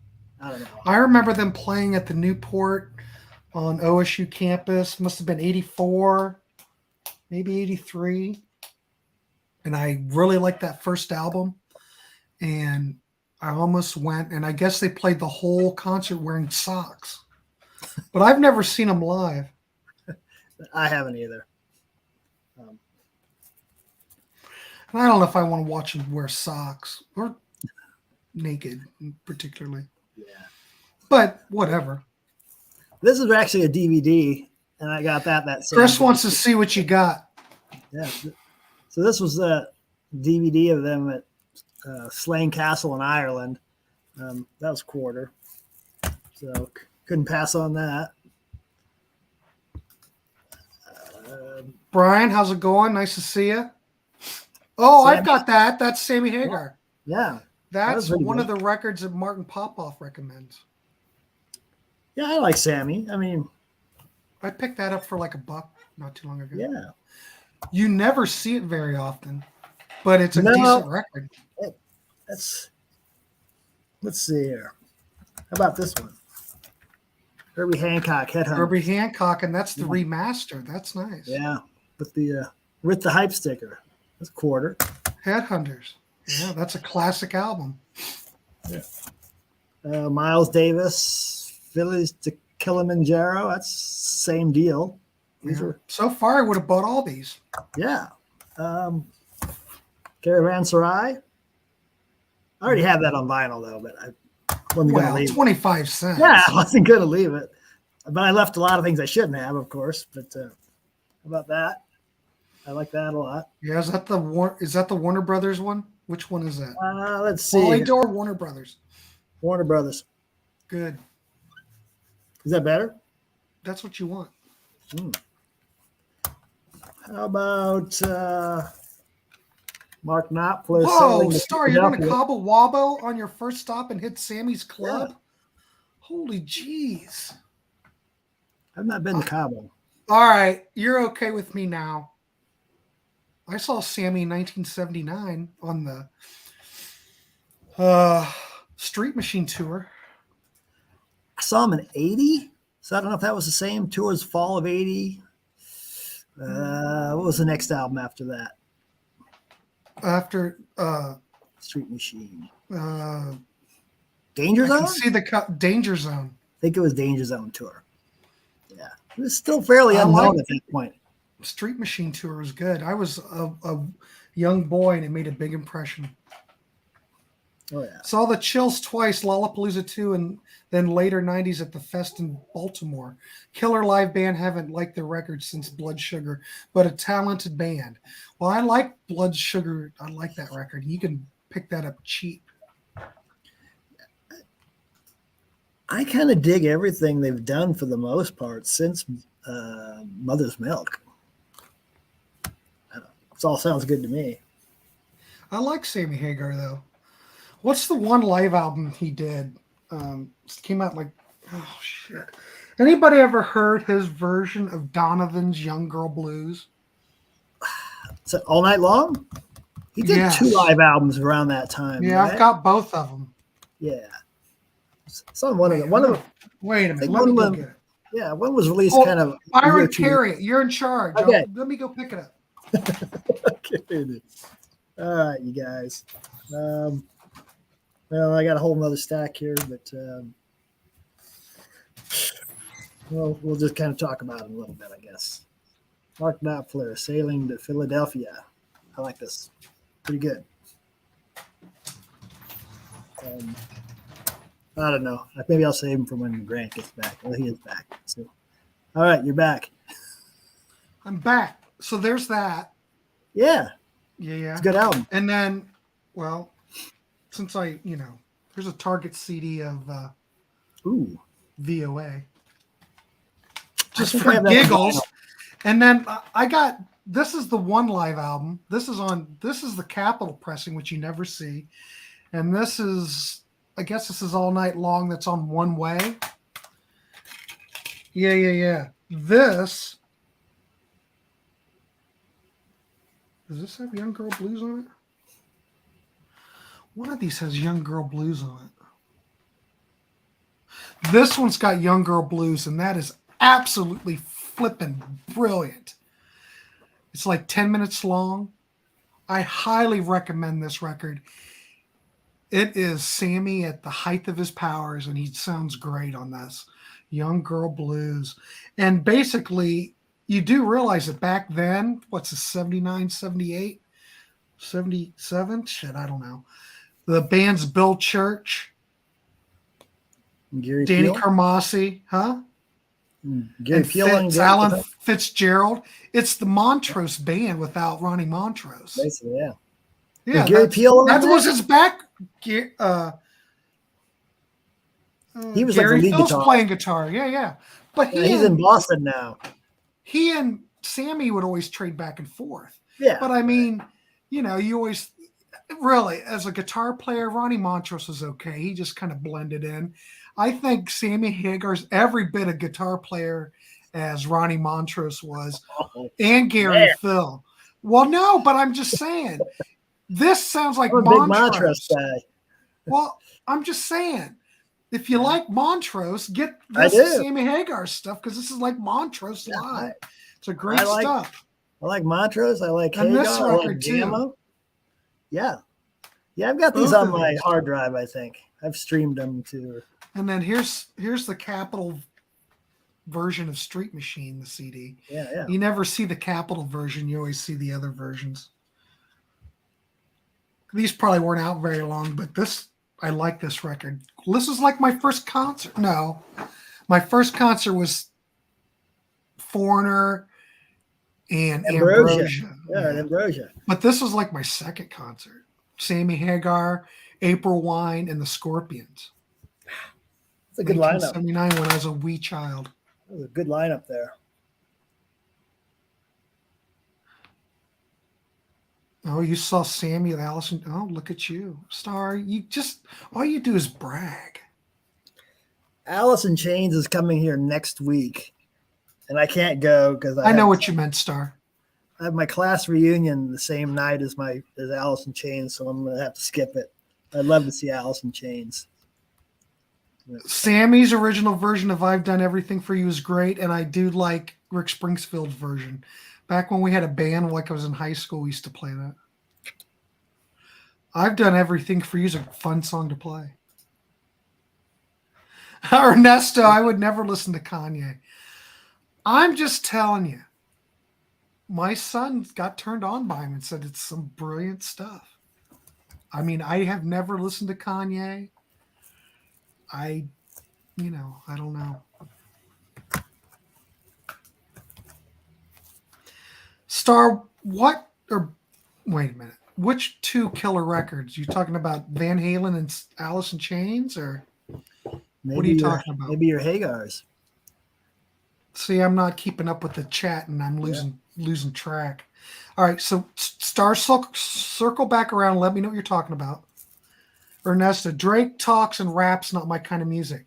Well, that's what we've got on here. And I haven't been able to make a judgment call on that yet. But I think it would be fun to do a show with my son who likes it. And then, we could get on here and talk about it. And I would like to hear his opinion on it, why he likes it and why he would recommend it. I mean, we're open to everything on this channel. I'll just change the name to Grant's Rap Warehouse for that episode. Music Warehouse. Wow, that's bold. Well, I'm bold. Star, what do you agree with? Sammy Hagar. I like Sammy's solo more than Van Halen. I do too, Chris. 100%. I like this record. Martin Popoff likes this record. But man, go out. Seriously. If you've not heard this live one, go out and listen to that and listen to Young Girl Blues. Jesus. So freaking good. And the guitar is so good. Sammy Hagar should get more props as a player. I swear to God. You know, I would have liked to have seen him play guitar with in Montrose. Him and Ronnie both up there playing guitar. Shit. Sammy's good. Sammy's good. And the thing about Sammy, Byron, is Sammy's a nice guy. I've never met him. Can't say. Well, no, but you always like I've heard other people talk about it. Down He to earth always guy. seems like he's down to earth. He doesn't have an ego. Seems like a nice fella. Yeah, I hate these bands where they just seem like total assholes on the surface. I think Ernesto's in a time warp where he must be listening to he must not be up to date with us because it's like he's talking about he's back where we're talking about New York. It's okay. We can jump around, Ernesto. It's all right. You'll catch up with us. It's like, do you think you can sit around and have a good time partying with the guys from Motley Crue, or would you just be like, I don't want to be around these guys. You'd rather be around. I don't like Motley guy, Crue. Right? The only thing I have to say about Motley, I think most of their stuff's just atrocious. I put them in the category of Poison. I think it's hideous stuff. The thing I like about Motley Crue, he lives in, yeah, he'd be happy of course you would. I would be happy down there. The thing that I like about it is, what's his name? Oh, shit. Not Vince. Help me. The Heroin Diaries. You know, the guy who runs Motley Crue. You know, what's his name? Nikki Sixx? Nikki Sixx. Bass player, yeah. I like Nikki Sixx. I think he's a smart guy, except, he's a drug addict. That's not very smart. But we've all got our vices. We've all got our problems. We've all got our issues. I'm not judging him. That Heroin Diaries is one hell of a book. If you have not read it, I would highly recommend that. It is fascinating. I should reread it because I probably haven't read it for 10 years, but oh my God, you just can't put it down. I think I read that book in 2 days. I'm surprised the guy survived it.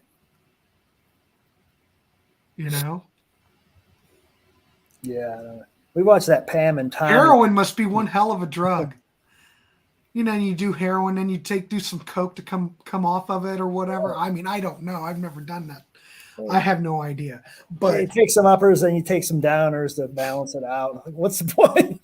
And then he died, and he saw his body floating above. Whatever. I mean, I don't know. It's fascinating. It's amazing that he survived. And you have to admit, he looks pretty good because how old is the guy? He's like 50. He's like 60. Shit, how old is Nikki Sixx? He's not a spring chicken. He's older than, he's not Mick maybe Mars' 62. All right, he's only 63. He's not that old. Yeah. Look, it's Armando. Holy crap. Hello. Well, there he is. It's a good thing, Byron, we left the front door open for Armando. I just, sorry about that. I don't care. I'm just giving you crap.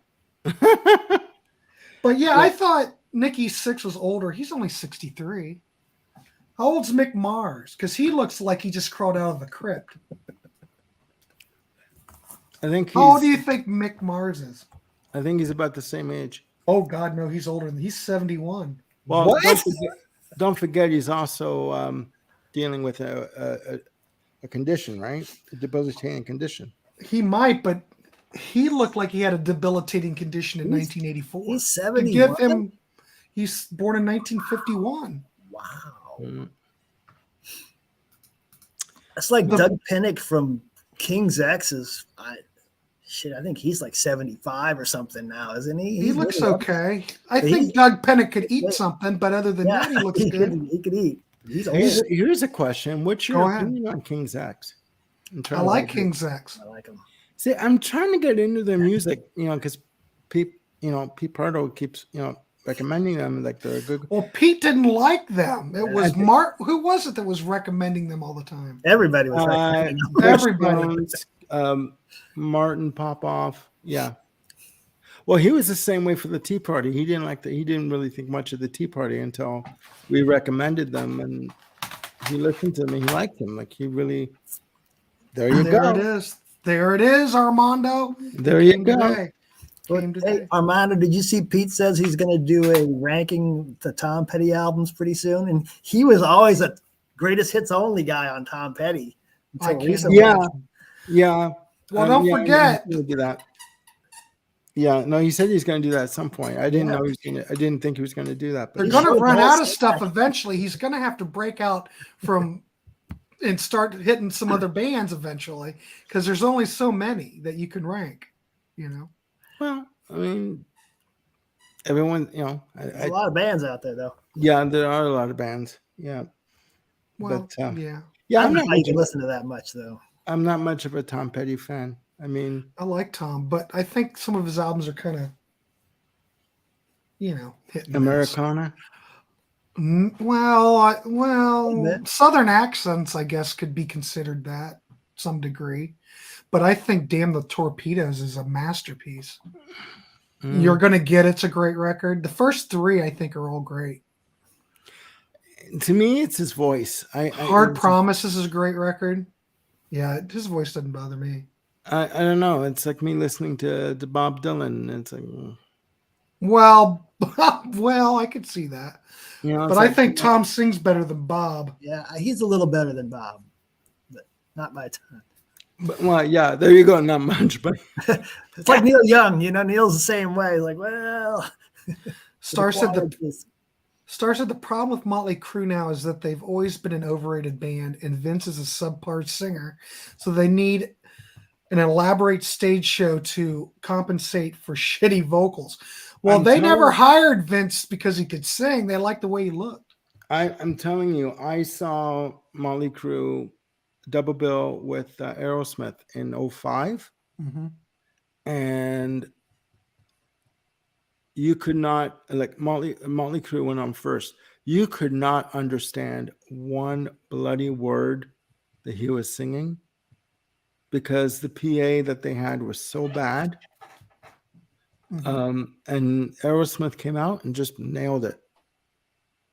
Like, and you'd think Motley Crue, being an established group, would come out with a system that you can understand. You could hear them properly, right. But you couldn't. The guitars sounded bad. The drumming was off. I mean, it was Tommy Lee's birthday, so it was probably in the tank. I'm not sure, but he could possibly have been. Yes. It was his birthday that night. Luckily, he was fully dressed for the show.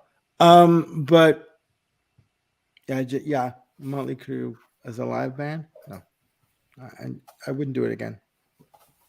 I don't know. Aerosmith, they nailed it. They were good. So, Star, you went to the hair. Star Peters never. I'm sorry, I keep saying that, but she has had what has she not done? You went to the book signing, and Nikki was a tool. Really? How was he Nikki? How was he a tool? I'm fascinated. Let me ask this question: would you guys want to meet your musical idols? I guess, like your favorite. I mean, I met Brian May from Queen, and he was Ernesto says cruise equals COVID. I've been vaccinated, Ernesto. I'm ready. I'm not afraid. Queen's the kind of musicians might go on the 80s cruise. Actually, I'm going on a cruise in November. Maybe. November. This is like in March. Okay. The 80s cruise, it's the year, it's Devo, Bret Michaels, The Church, Kim Wilde, Morris Day and the Time, Howard Jones, Living Color, hosted by Nina Blackwood, Mark Goodman, and Alan Hunter. Oh man, I want to go. Oh, there's more people playing. Smithereens. Holy crap. Jody Watley, Cutting Crew, Midger, John Parr. I love the Smithereens. Autograph. They were still together. China Crisis. Tone Loc. Holy crap. If Tone Loc's playing, you know I'm down. If I'm into Drake, I'm into Tone Loc. Well, you're not into Drake.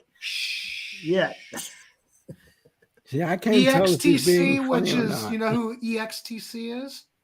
XTC? No, it's the drummer. What's his name? It's the XTC cover band with members of, well, yeah, Trial by Fire. Okay. Holy crap, we have to go to that. No, but my question was, have you ever, is there a musician that you'd want to meet, or would you not want to meet them? Or? Well, I've told you you might not have been around for the Rick Nielsen story. No, I wasn't. I don't know if I can go through it again. Byron, do you know the story? Yeah, but you can tell it again. Okay. 1986, I worked at Eagle Guitar and Sound in Marion, Ohio, and I had a call. And one guy called up who was something to do with the Marion Popcorn Festival. The guy called up and said, "Hey, you guys still open?" I said, "I need to bring someone down." And I went, "Yeah, we're still open. We're open till 7. He said, "Okay, cool." So he brought him down. It was Rick Nielsen. He brought Rick Nielsen down to come through the guitar store to see if we had anything. Mm-hmm. And he just blew in, went clear to the back room, just like he owned the place, going all over the shop looking for, vintage guitars. I happened to have at the time a 1961 Gibson Les Paul Jr. that I was selling. Now back then, I forget how much I wanted for it. He said that was the only thing he wanted. So 1961 Les Paul Jr.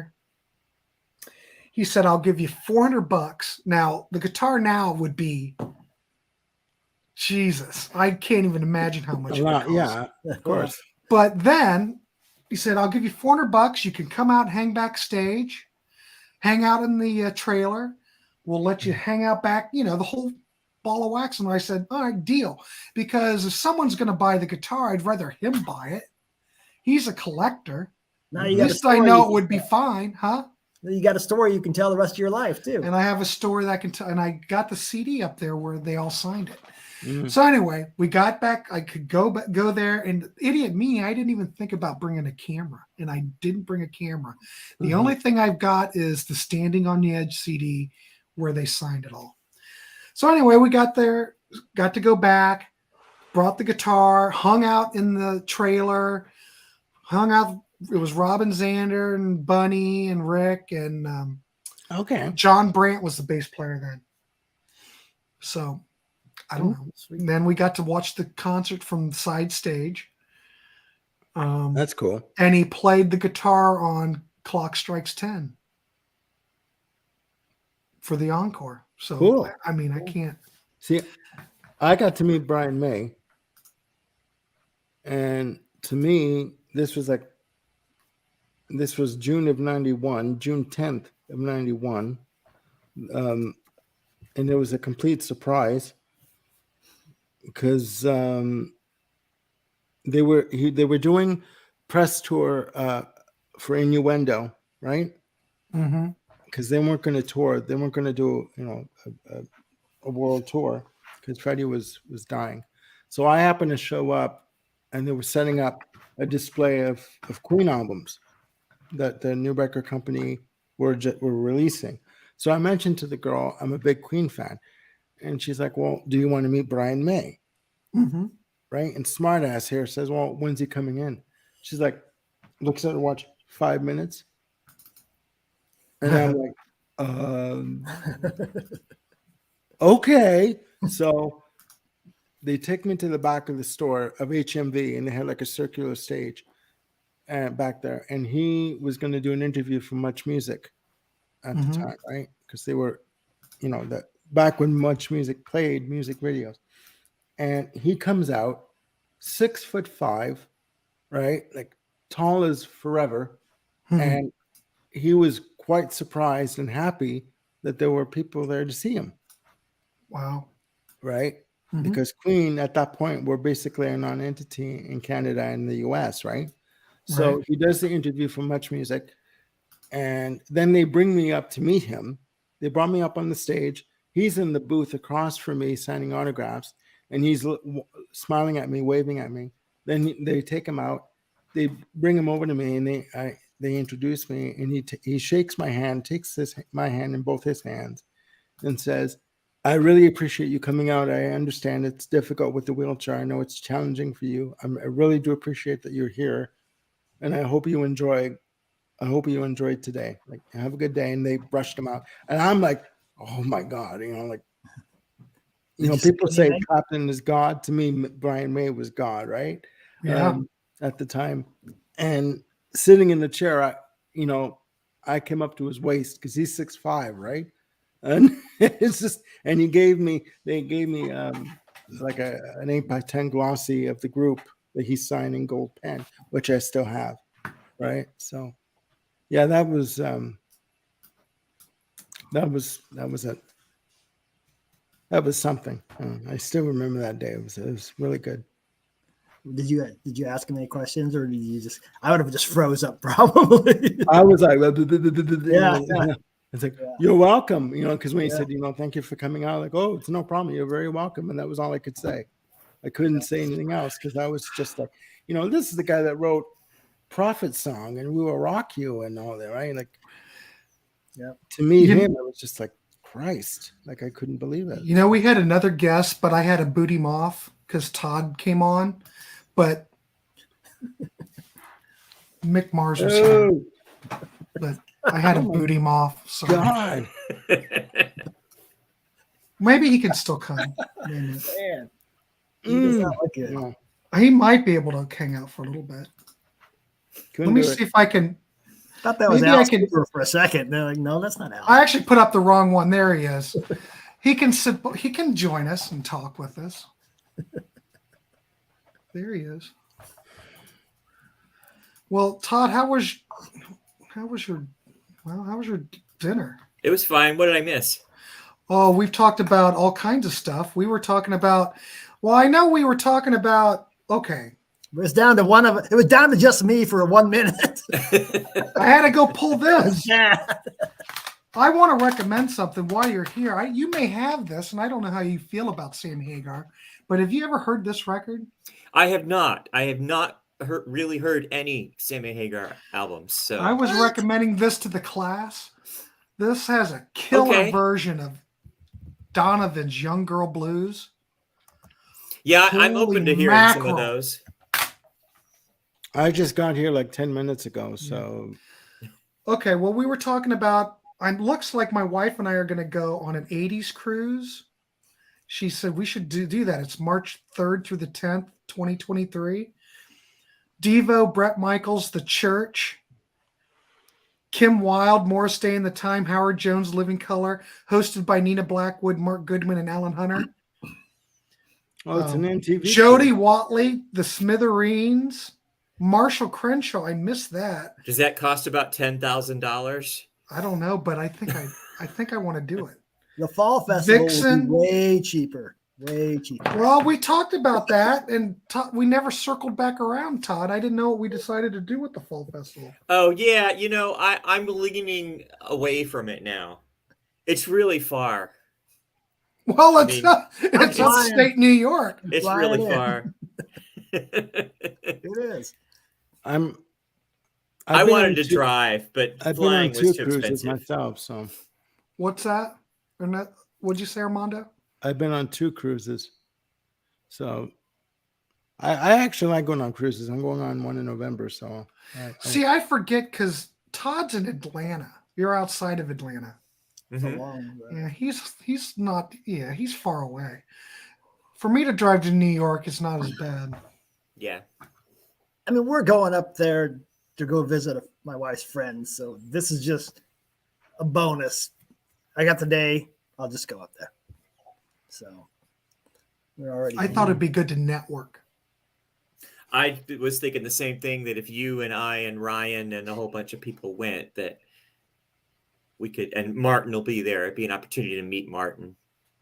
Mhm. That was why I was thinking. Those were the reasons I was thinking. But it was a about going. brilliant idea. But Yeah, I mean, and going to the chants. You know how the SOT thing. they're Okay, always yeah, talking about SOT. the chants and it'd you be a know, blast. being able to meet Chris Allo and all those people. It'd be fun. I mean, I would be a really enjoy blast. it. Yeah, somebody asked me if I was going to be going because I've been on the shows a few times, but I can't afford to go. I mean, got to fly all the way out there, and Bob and I travel as a team, kind of thing. I need assistance, right? Mhm. So he'd come with me, and it's maybe next year. If they have it next year, we'll go. Yeah. But Star thinks I should go on the cruise, so Yeah, I appreciate that. I was You can just. go. I was Why just not? looking at this comment right here about from Star. I have a friend that has a like a preteen son, and they went to see Ace. This is about 2 years ago, and they were doing a meet and greet. And I said, I sure hope that meet and greet is before the show, because if it's not, it's going to be like 1:30 in the morning. And he said that it was, and it was at 11. That's how late Ace was. Was that the meet and greet was before the show, and it was at 11. Oh And the my show God. followed. That's That's too much. why he's not in Kiss. Yeah, no. That's part of the reason. Yeah, you gotta clock in. It's very Less than difficult. 4 hours Yeah, late. Kiss is like having a real job. Right. You have to clock in and clock out. I don't know if I'd want to meet my favorite actor, well, musician, because I mean, you always have something built up in your mind of how they are, and if you meet them and they turns out to be below your expectations, so like you're disappointed, right? Like if you meet Alice Cooper, if you're a big Alice Cooper fan and it turns out to be a real prick to you, or you kind of scarred, right? Like you don't want to burst the bubble kind of thing. Well, I've been very lucky with some of the people that I've met. Have just been really nice people. Well, no, like I just said, like I met Brian May from Queen, and he was fantastic. Yeah. Right. And but that was like a rarity, right? That was like a one-off. But Brian May comes off as the kind of guy he seems like a nice guy. I think everybody in Queen would be great to meet. I don't know if I'd like to meet Freddie. I don't want to meet a rock star. I want to meet a musician. You know what I'm saying when I say that? Yeah. There's a difference. Yeah. Yeah. No, I know what you mean. The rock stars they're on a different plane than us, it seems like, and they maybe might act like that. But like a lot of musicians, they just are there because they want to play music. Mhm. And I actually scared the shit out of Perry Farrell from Jane's Addiction. Because that's quite a feat, because he's kind of a scary dude. I know, you know what happened, because I was in a record store. It was October of 2001, and I was in a record store in Toronto, wanting to buy something, and I was listening to they have like a listening area. So I was listening to an album, and the needle skipped because I had the headphones on. The needle skipped, and I jumped a little bit because I wasn't expecting the skip. And there was a guy standing beside me in a crushed purple velvet long coat. Mhm. And the guy just went, like he took like 3 steps back away from me, right? Because I jolted. And he's like looking at me going like this, like, is this goof okay? Kind of a thing. And it was Perry Farrell. Like he wouldn't come near me after that. Like he went to the next turntable, like 2 turntables beside me, because he didn't want to stand too close to me, right? So it's like, okay, whatever. But I thought that was funny. Big rock star gets scared by a guy in a wheelchair. I was like, oh, fuck off. Well, Did you he's say this was kind this of a weird dude? So was this? Yeah, I was going to say, was this at a record store or something like that? Yeah, because he was DJing at a place in Toronto that okay. weekend, right? So he went to this store, had you could get your club mixes, right, on vinyl for DJing, whatever. So he was DJing at a club in Toronto that weekend, and he asked me, if a certain turntable was working. I said, yeah, it works. But at that point, I jolted because of the skipping, and he just went. He took yeah. I would stay freaked away out. from Perry Farrell if he was somewhere where I was, because I think he's a little creepy. I agree. Well, yeah, he has his moments. But he had a brilliant moment. That song, Pets, is brilliant. We'll make great pets. It's true. That song is that true. the song that has the video where it's got this really disturbing pause where it's just this part, there's no music, and the video just shows Perry Farrell going. Is that the right video, Pets? I think it is. I'm not sure. I thought that was a creepy song when it came out. I love that song. I'm not a big fan. Ernesto says, never meet your heroes. I kind of agree. I mean, I'd like to, but I kind of agree. Like, for example, I'd want to meet Jeff Martin from the Tea Party, but I'd be too intimidated. And here it is. I think it depends on who your heroes are. Yeah. The Tea Party. Exactly. Guys, one of my heroes is Neil Morse, and get that I've album. met him about a dozen times, and he's I probably would great, recommend right? that anybody meet him because he's one of the nicest people I've ever met in my life. Well, I mean, it's like I met John Entwistle. That was good. He's very tall. He was then.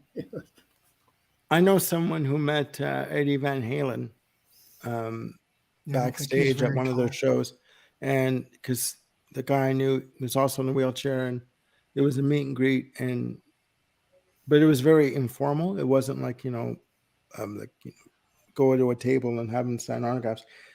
He said that Eddie Van Halen wouldn't go near him, wouldn't even shake his hand, because Alex Van Halen was great, and went up and talked to him, but Eddie wouldn't even go near him, wouldn't even look him in the eye. It's like, that's the danger, right? That's like, got to choose the right heroes, I think. Yeah.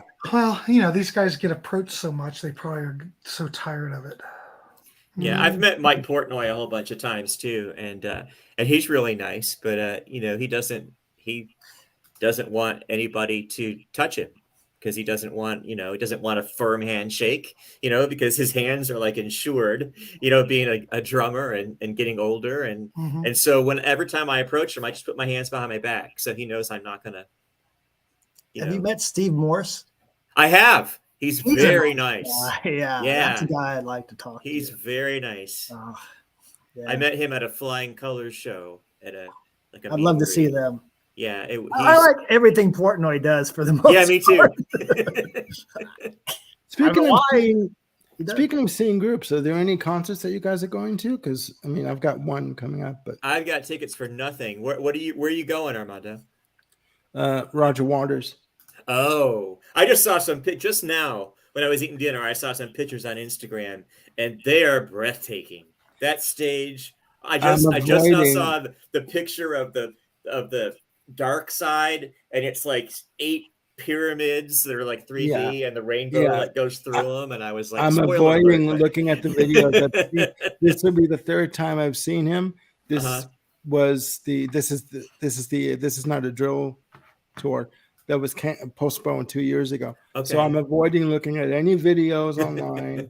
I don't want to know. We'll forget I said that. It's spectacular. Yeah, it is. And it's like theater in the round. No, it's okay, Todd. It's okay. Yeah. But it's like, it was like, because it's like when I went to see Queen and Lambert in 19, it was the opening night of their tour. So you didn't see listings of their set lists. Right, or any photos or anything. Yeah. So everything was brand new. We're seeing him September 13th, Roger Waters. So it's like everyone's posting, oh, you got to see this. And I don't want to know. I don't want to see it. Like, I want to be surprised. I've seen him twice. Yeah. And every time that the last time I saw him, I want to say it was 2008 or 2009, something like that. Was it the Dark Side of the Moon? And that's when I saw him. And I've seen him 3 times because I saw him. I saw the first Pros and Cons, and I saw Radio Chaos.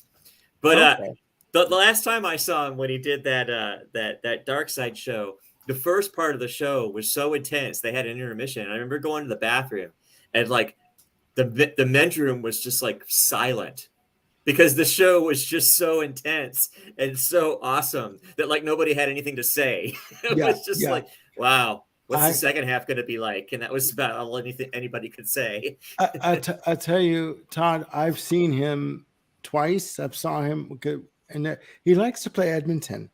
Edmonton is a good market for him. Alberta's a good market. He did The Wall in 12, and I watched that in a theater.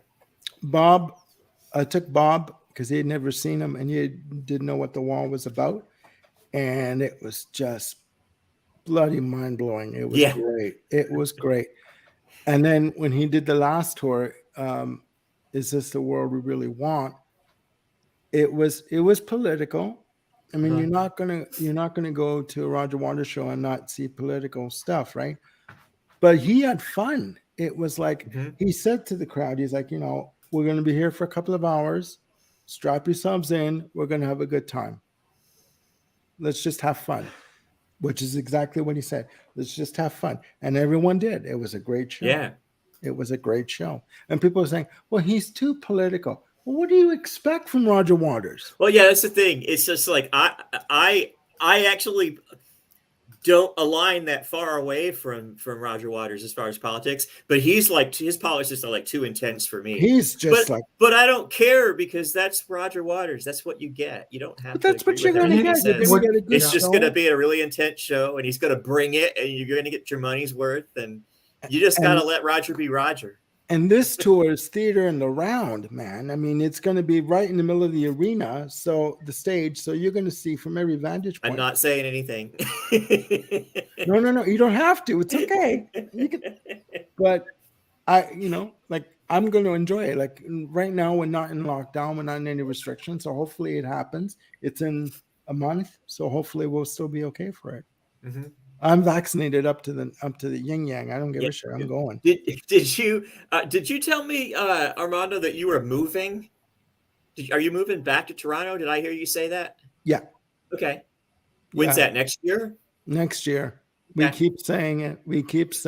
Toronto's my favorite city in the world. Yeah. Really? Yeah. I grew up I lived in Buffalo until I was 9. But my wife and I have vacationed in Toronto. I absolutely love it. Toronto for me. I mean, I've been living here. I've been living with Bob for like 12 years because I needed a bit of a change. So I moved. Bob moved me here because he's in the moving business.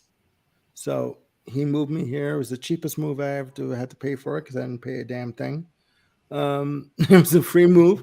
So we've been here. I've been here 12 years, and he says, it's time to move back. But Toronto's fantastic. It's a great city. Love it. Mick Mars thinks it's fantastic too. Sorry, I'll shut up for a bit.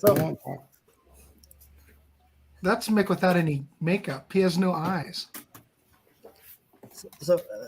You wouldn't know it's the same guy. So Todd, you said you had tickets to Nothing. Is that a band? Yeah. No, I've got no tickets.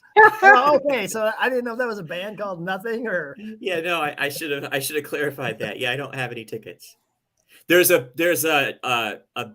metal band that I want to say they're from Norway. I think I might have that wrong, but they're called Soen, and they're coming to town later this year, and I definitely want to go to that. Black metal, sort of. Metal? I'll be back.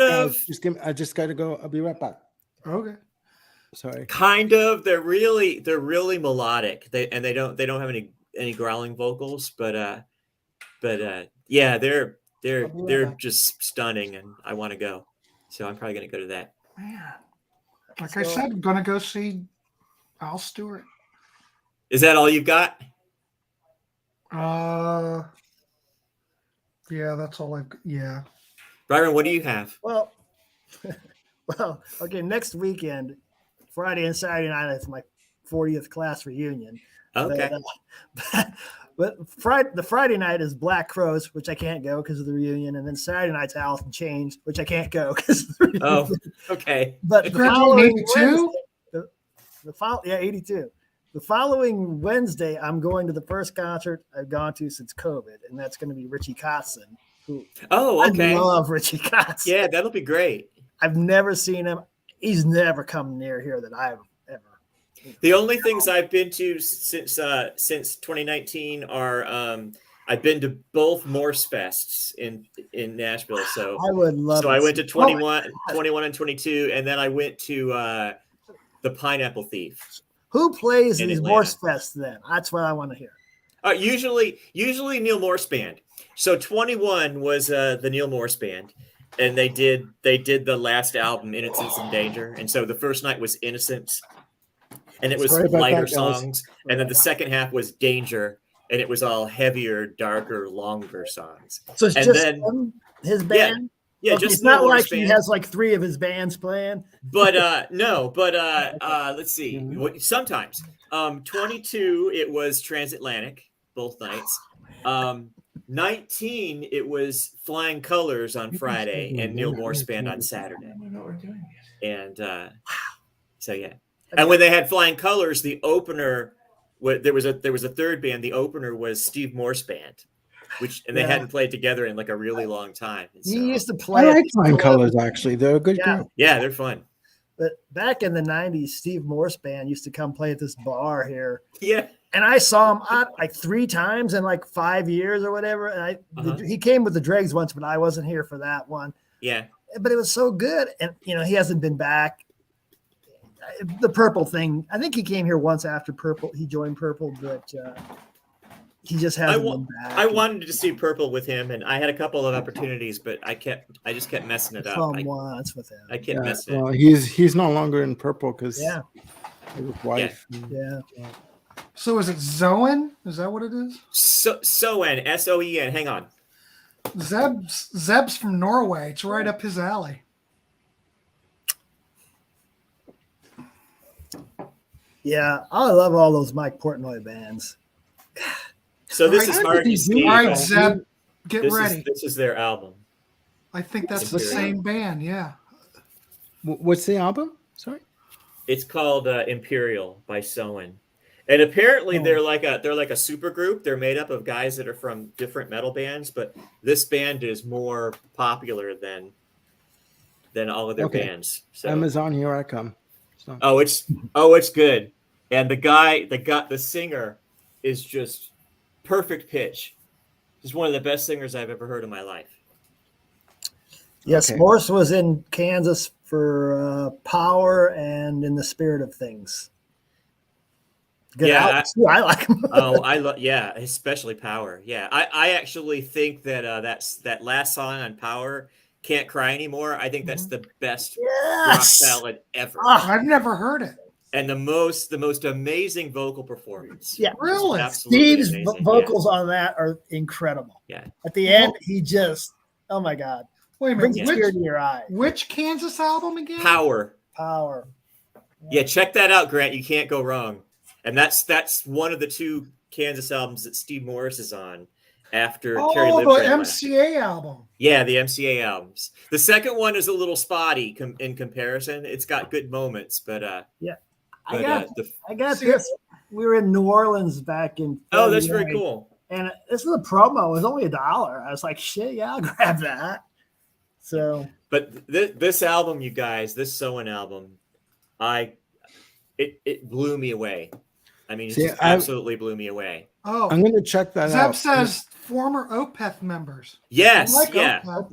They're Swedish. Thank you, Zeb. I was wrong. They're not from Norway. Okay, I'm going to check that out because I was given another album to check out from another group, Propaganda. They're cool. Peter Kerr. He just gave me an album to check out, so I got 2 of them to check out now. No, like I don't have enough. See, now you like got me old Opeth or new Opeth or both. The new Opeth. I'm not really good. sure. I like the newer Opeth. I like the prog stuff. I'm not one for the growling vocals, like the death. What do you call them? The death vocals? Like I'm not growling death vocals. I make an exception for that. Hang on. Yeah. Oh boy. The newer stuff is really good. Like I've got Sorcerer. That's right. You're from Norway. Sorry. Yeah. I've talked about this band so much. I'm like a broken record, but Amorphous from Finland. They are such a great band. Okay, I'm just curious how you even, Todd. I'm just curious how you even learned about that band. Okay, so I'll tell you. So there's a guy who you may or may not be aware of, and he has always been at the Neil Morse concerts as their photographer, and his name is hang on, I've forgotten his name. Just a sec. Okay. And he recommended them to me. Hang on a sec. No, you're okay. Oh, what kind of boy? I'll tell you, man. When we first started out, there wasn't anybody here, but now things are cooking. What kind of vocals does Soen have? Oh, Soen doesn't have any growling vocals. Oh, good. Okay, I'm on board. Soen has all clean vocals. Okay, I'm on board with that. So I'm on Spotify. Which Amorphous should I try, and what do they sound like? So Amorphous is one of those bands you don't come across this very often, but every album has gotten better. So A lot of albums here. So you can start with Halo, but if I was actually going to make a recommendation, hang on. They got about 15 albums. Yeah, but Todd's all over it. Look at him. He's all giddy like a schoolgirl over there. 2017 Queen of Time. That's a cool cover. Yeah, all their covers are cool. All right, my bank account just went down. But the way Amorphous is the singer has a clean voice and he has a harsh voice, and so he kind of goes back and forth. And they have some songs that are all clean. So, I've got one that you might. Okay. Speaking of vocals, Guild of Others. You know what? I've heard of that band, but I can't. I can't play. I don't think I've ever heard. They're basically progressive rock. It's a duo, and they have other like musicians come in. Like they have Derek Sherinian. Oh, okay. On there, I love him. To do keyboards, but they have they have the one album, and it's prog rock, but it's accessible prog rock, if that makes any prog metal. Sorry, but it's accessible. No growling vocals. There's one track called Elysium, track 7, I believe. No, track 6 or 7, because there's 8 tracks that features Michael Sadler from Saga on vocals. Okay, and I'm telling you guys, Sadler has not lost it. He hasn't. Oh my God, he is still good. Yeah. You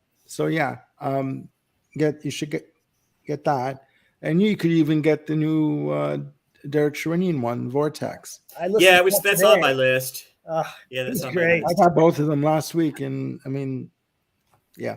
I love everything Sherinian does. He's good. But Guild of Others, it's accessible. It's not. There's complex arrangements, but not.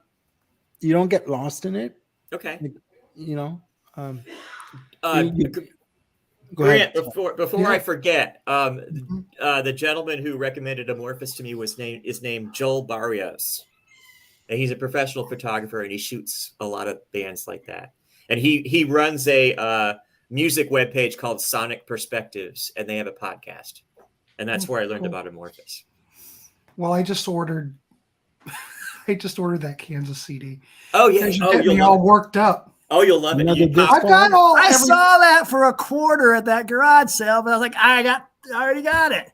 Is Power the one that you ordered, Grant? Mm-hmm. Oh, you'll love it. It's really good. If I could get him to order Tea Party Transmission, he can. Anything is possible, I guess. Right? Here we go again. Well, this is why we do this. You get me all worked up, and if you guys say it's great, I'm in. I'm all about learning. I have all the Kansas stuff all up till what's the album after Monolith? Final Confessions. No, there's one more. Last album with the original band. Audio Visions. I've got Audio Visions. Okay. Yeah. But that's all I've got. I don't have anything else after that. Except until today. This came in the mail today. Is that my God. I didn't have I used to have this, but I now I gotta didn't do have it homework on anymore. that, right? For next. Oh, Beauty Stab is so Todd, much fun. show me the back of that. Show me the back of that. It's got the bonus tracks. Yeah, well, it's got Vertigo. I think that's the only one from that What year era. is that? Is that the 98? This is remaster? a 97 remaster. Okay, Yeah. so it's in that batch. Yeah. Nice. Well, I've got that coming, and I've got How to Be a Zillionaire coming, and I've got something else.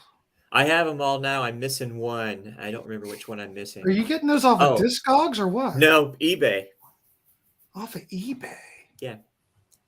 This is my eBay search. Show me. Do you have your ABC CDs right there? Yeah, hang on. I'll get them. Just curious which ones he bought. See, the thing is, for me, if I can't easily get the CDs, I can just come up on YouTube. So my original, yeah, of course. My original lexicon was the Mercury with the atomic logo. With the atomic, yeah. Sorry, hang on. My I think my copy of Lexicon arrived in the mail today. I got like 3 packages in the mail. But I went ahead this time. I went ahead and got the '98 remaster. That's the one that I heard good things about it, and it's pretty good. So it sounds good, doesn't it? And the same with this Beauty Stab. The remaster is good. Okay. This is the only way I've ever seen Zillionaire. The Zillionaire it came with extra tracks. Is that domestic? What's the CD? It's domestic, but it's made in West Germany by Polygram. It's the first pressing. That's the way it That's came the originally. only version of this I've ever seen in my life. I bought that new back in the day. Of course, I don't have it anymore. Yeah, it's a great record. It's another one of those records I can't. There's no faults on it. No, and then there's this. Is that the remaster? Is that this is not? This is regular old Mercury. Okay. That's all those should sound. Even those first 80 CDs, they should. Is that the greatest hits? The one that was. It looks like it. Alphabet City. The Absolutely ABC looks almost exactly like this. Okay, yeah, because I had the greatest hits on cassette back in the 90s. And then there's Up. And again, the only thing I've ever seen is this original one. I don't think they've ever remastered it or anything. Yeah, no, because then Mark White left after Up, didn't he? He left after Abracadabra. Abracadabra. Okay, sorry, yeah. All right. And this is when they signed to MCA, and MCA almost immediately, dropped. How is that record? I know we're jumping ahead. It's good. Well, so this one, you can find it cheap on Discogs and eBay. It's cheap. Yeah, this one is straight up house music. So every song goes dun dun dun dun dun dun dun. It's the same beat, but it's a cool album. But this is more like a sleek kind of Euro pop, polished. Yeah, polished. Davy will like that because he likes Davy. I'm sure loves this. Okay, so we were talking about this one. He likes this one too. So okay, Grant, I can see Davy liking that. Yeah, Grant, are we doing like every album like monthly from ABC? Like, well, yes. I think we should. I think they're worthy of it. Okay, I think next one's Beauty Stab. That gives everybody even the ones that aren't so time. great are fun to talk about. That gives everybody plenty of time to. I like once a month. Chris Stokes is asking about what kind of vocals Soen has. They have clean vocals. I think that there are some harsh vocals. I think they have 3 albums, and I think some of their albums in the past had some harsh vocals. I'm not sure, but this album, Imperial, is all clean. And like I was saying earlier, the guy's got perfect pitch. He's one of the best singers I've ever heard. Here we are live. So, there is. All right, I'll check him out. You'll like it. I'm looking at the live feed on Facebook. Yeah. There's a little bit of a drag. I don't know. I'm not really watching it. I just wanted to see if it would pop up. Okay, so now that I know that we're going to be doing all of ABC, I got to do some homework now too. Again. Yeah, but it's like once a month. There's no. Yeah, no. It's not. When I say homework, I don't mean in a bad way. I mean it's music. How bad can it be? It's not exactly. I think ABC's fabulous. So yeah. Like I said, I hadn't listened to Lexicon in years. I've been all about Lexicon this week. I've been all about it. I listened to it again last night, Todd, because I can't get enough of it. It's a good Byron album. shaking his head. It is a fabulous record. Oh yeah, Byron, have you ever I heard this listened like to- the whole thing? No, but I listened to. Me and my wife were talking about that. I was kind of watching it, and she's like, "I don't know, ABC. I don't think it's." They're heavier than What did I The put Look of on? Love. What was their big hit on that first album? The Look of Love. There's And, no- Yeah, I Look of played Love. that, and I was like, "This is not my." oh, you got to hear the rest. The rest of it's heavier than that, Yeah. I'm looking forward to Beauty Stab. but they're not for everybody. Maybe I'll get. I got so much stuff to listen to already. It's. Oh, I know. The only thing I can listen to now is stuff for shows. Star, if you're talking about listening to this, you will love it. You will love it. Star Boy, I love it. Okay, give me a couple of months and I'll get it in my collection at some point. I mean, because If you think it's that great, I might have to get it. Yeah. How is it It is. compared to the later Opeth stuff? I like Someone better. Really? But see, it's confession time, okay? Because the kind of music I listen to, I really should be very familiar with Opeth. I only have Blackwater Park. That's the only Opeth I've I heard. have that one. I have and Sorcerer. I love it, but I haven't gotten to everything else yet. Jeez. Okay. I mean, these Blackwater guys, Park. Amorphous has like 14 albums. Yeah. Yeah. So I've been busy with them. I gotta tell you something. Ever Oh. since I've been watching SOT, I mean, they'll do like a ranking show on like Herbie Hancock, let's say, and I'll like a day later I'll buy like about like 8 albums from Herbie Hancock. But I do that kind of thing sometimes. yeah, I got like Headhunters. I got for $5. You know, 25 cents. But I mean, I would find them for like $10 on Amazon. So it's like, okay, I'll take this one. I'll take this one. I'll take this That's one. what happened to me with Blue Oyster Cult. I had The Revolution by Night because I liked Shooting Shark back in the day, and that was the only album I had. And then I watched Pete rank all the albums, and I went on Amazon and I was like, these CDs are $5. I mean, I they're got like the $5, so I like bought all of them. with Blue Oyster Cult. I've got the Columbia Records catalog, the box set. Yeah, that's a very nice set. So, I mean, you know, like I went out one day and I bought all of because he did a Jean-Luc Ponty ranking a couple of years ago. I went out to a local record shop. I bought all of Jean-Luc Ponty's Atlantic releases on vinyl. Those are easy to buy because they're not that expensive. They were like $9 each. Yeah. So I walked out of there with all of those albums, plus Frank Zappa, Joe's Garage, all that, and Miles Davis, you know, live at the a live album, like double album. So yeah, I'm very easily influenced. The local record shop near me had so many copies of some of those Jean-Luc Ponty albums that I bought some of them for $4. Yeah. I can't say I like Jean-Luc Ponty. I like it all. Me too. I like it all. Yeah. I mean, The only problem I had with Jean-Luc Ponty is that all of it is so good, I forget how to tell them apart. well, Because there what aren't got any me- that I don't like. So You know what got me into him was I knew that Daryl Sturmer played with him yeah, before he joined Genesis as a live same here. as a live band. So I knew that he played on the album Aurora. And if you look on the back, Patrice Rushen plays on there too, Yeah. right? And it's like, holy shit! You've got Sturmer, you've got Rushen on the one album. Like he had some really good musicians. I've got that too. I just got this one. Yeah. Yeah, I walked down to that record store with a stack of albums. I had most of you wouldn't believe, like because it was so heavy, right? So, Great. yeah. I just love music. I mean, I just want to jump in real quick. The Opeth album that I have is Heritage, which came out in 2011. Yeah, I was So gonna I'm say, only familiar with like the prog stuff. can I get a yeah, the I need- stuff that I you need to get that mentioned- one. The one you mentioned, Todd, that's old. It's before they went more clean vocals, but it's about half and half. Sure. Okay. But I like the prog stuff is what I like. Yeah, I probably would prefer that I too. agree. I don't want any growling or anything. No, but what gets me though, it is the the death vocals. It's like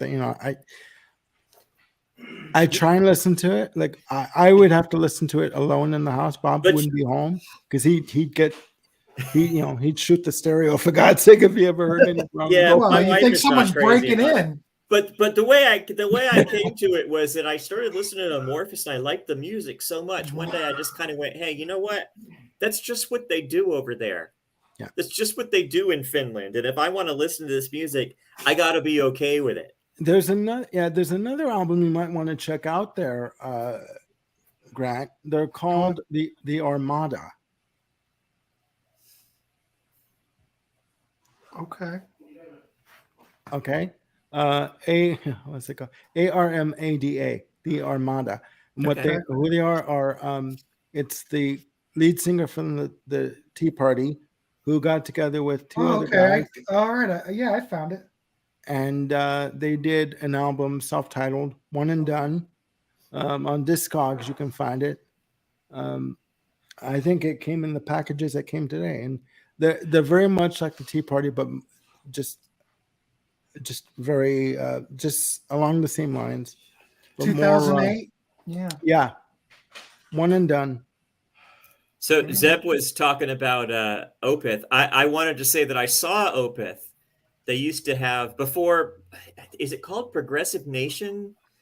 That concert that they used to have that Dream Theater headlined. I think it was called because Progressive Nation at Sea was when it became I wanted to go to that cruise. But before that, it was just a tour. And I saw them in 2007, I think. And it was Opeth and Dream Theater and like 4 other bands, something like that. But they were definitely in their heavy period during that. They were very good. I've got a live album from Dream Theater. It's a double album. It's an anniversary album of them doing the Scenes from a Memory Part 2. Mm-hmm. And that's my favorite Dream Theater album. But they did it at the Hammersmith. What was the Hammersmith Odeon? They did the album in its entirety. What I didn't like about the Blu-ray was that the concert was that James LaBrie kept leaving the stage. Like whenever there was like a guitar break. That's pretty recent, right? That when they did that, that's just like a couple of years old, something like that. 3 years old. I saw that tour, and he would leave the stage a lot during the. Yeah, I mean, like for me, it's like, why aren't you engaging with the audience? Like, okay, it's an instrumental break, but why don't you stay out there and get the crowd going? And he'd want. I don't think James LaBrie has any stage presence. I don't think he's much of a. I bought the deluxe edition because it's like a triple CD double Blu-ray version, right? So I'm like, okay, I'm gonna watch the concert. I'm like, why is he leaving the stage? Is he like farting or something? I don't know. Like, why is he? I have Score. I have the DVD, and then I have the CD, and that's from. Gosh, when was that from? 2004 or something like that. Yeah, something like that, yeah. But it's a great concert, and I really love it. But the man who's got all the energy is Portnoy. He's constantly standing up and addressing the crowd, and LaBrie's like wearing a T-shirt, and he just as a live album, and sings. Yeah, as a live album, it works, but as a Blu-ray, like to sit and watch it, like visually, no. Yeah, it doesn't. I like to watch Portnoy, and I like to watch Jordan Rudess. Yeah, but other than that. There's not much. And to watch Petrucci and think to myself, how does he remember all that? I just don't know. True enough. Don't know. When I watch a guitarist like John Petrucci, I think, how's he learn it? I don't know. He doesn't move. How does he learn it? I don't know how you learn it. I don't think he moves that much because he's so focused on I know. He's got to play because it's not easy. Right. I think if you're going to learn something like that, you have to play it constantly. Yeah. You live it. You live it. You have to, so that it becomes a part of you, so that you almost go on automatic pilot. Yeah. When you play it, right? Like you note from note or whatever. But I mean, even I saw Prince before he passed. Like he's another one. He was really good. He was really good. I mean, of course, he came, was like 45 minutes late starting, but when he did, he was really good. So So it's speaking of another one of dreams, those musicians kind of thing, right? So. speaking I of wish I would have dream saw theater, Prince, but I didn't. about liquid tension experiment. I like Liquid Tension Experiment. I don't listen to it very much. I found at a local record store, and it kind of blew me away that I found it locally. I had Liquid Tension Experiment 2 on vinyl, and it was on the spattered colored vinyl. Mhm. And I had it in my collection for like, I don't know, 5 years, and never listened to it, and just purged it out of my collection. It's fantastic. I love it. I mean, great playing, but I just never went to it. And so I got rid of it. I don't know. I sold it in a batch to a record store. And, like 2 years later, it was like $1,000 record. That's got to be rare, man. I've got all 3 albums. It's since been reissued, and now you can get it for $30. But yeah, who knew? But I actually think that their third one that just came out a couple years ago is actually pretty good. Yeah, I've got that. I've got all 3. For whatever reason, that one I find a little bit easier to listen to. But the bonus tracks are unnecessary. It's like the album is enough to learn. I don't need 7 more tracks. Yeah. But yeah, well, they're great. If it's because I've got the new one too, and if it's new tracks instead of just like edited versions of what's already there, then I'm not gonna work. I'm not complaining. I just felt like it was a lot to learn. No, it is. It is. Do you have the other one, the trio one? No, I don't have. I've never even heard that. With no Petrucci, it's yeah, not as good. But I've not been super motivated to check that out. But It's hard to get super motivated with listening to all this ABC stuff. Actually, you know who put out a good album? Styx. The last album's phenomenal. Yeah, Crash of the Crown. You know what, you guys? And The Mission. Yeah, they're both good. My freaking album of the year, and Crash of the Crown was my album of the year. You know what, you guys? You know what I what, think about those? What? Sorry, no, go ahead. My apologies. Go ahead. Oh, well, you might want to go first because my comments aren't as I'm just going to say, well, they're not as flattering. Yeah, they're not as positive. No, I was just going to say you need to listen to the album as Crash of the Crown and The Mission as a whole. Yeah, I agree. You can't listen to just 1 or 2 tracks and say, oh that sucks, or you need to listen to it as a whole. My opinion of those 2 albums is that they're very, very good. I'm not excited about them, but I think they're good. Well, I think I was not able to transition to enthusiasm for them. I just think they're solid. It's been a long time coming.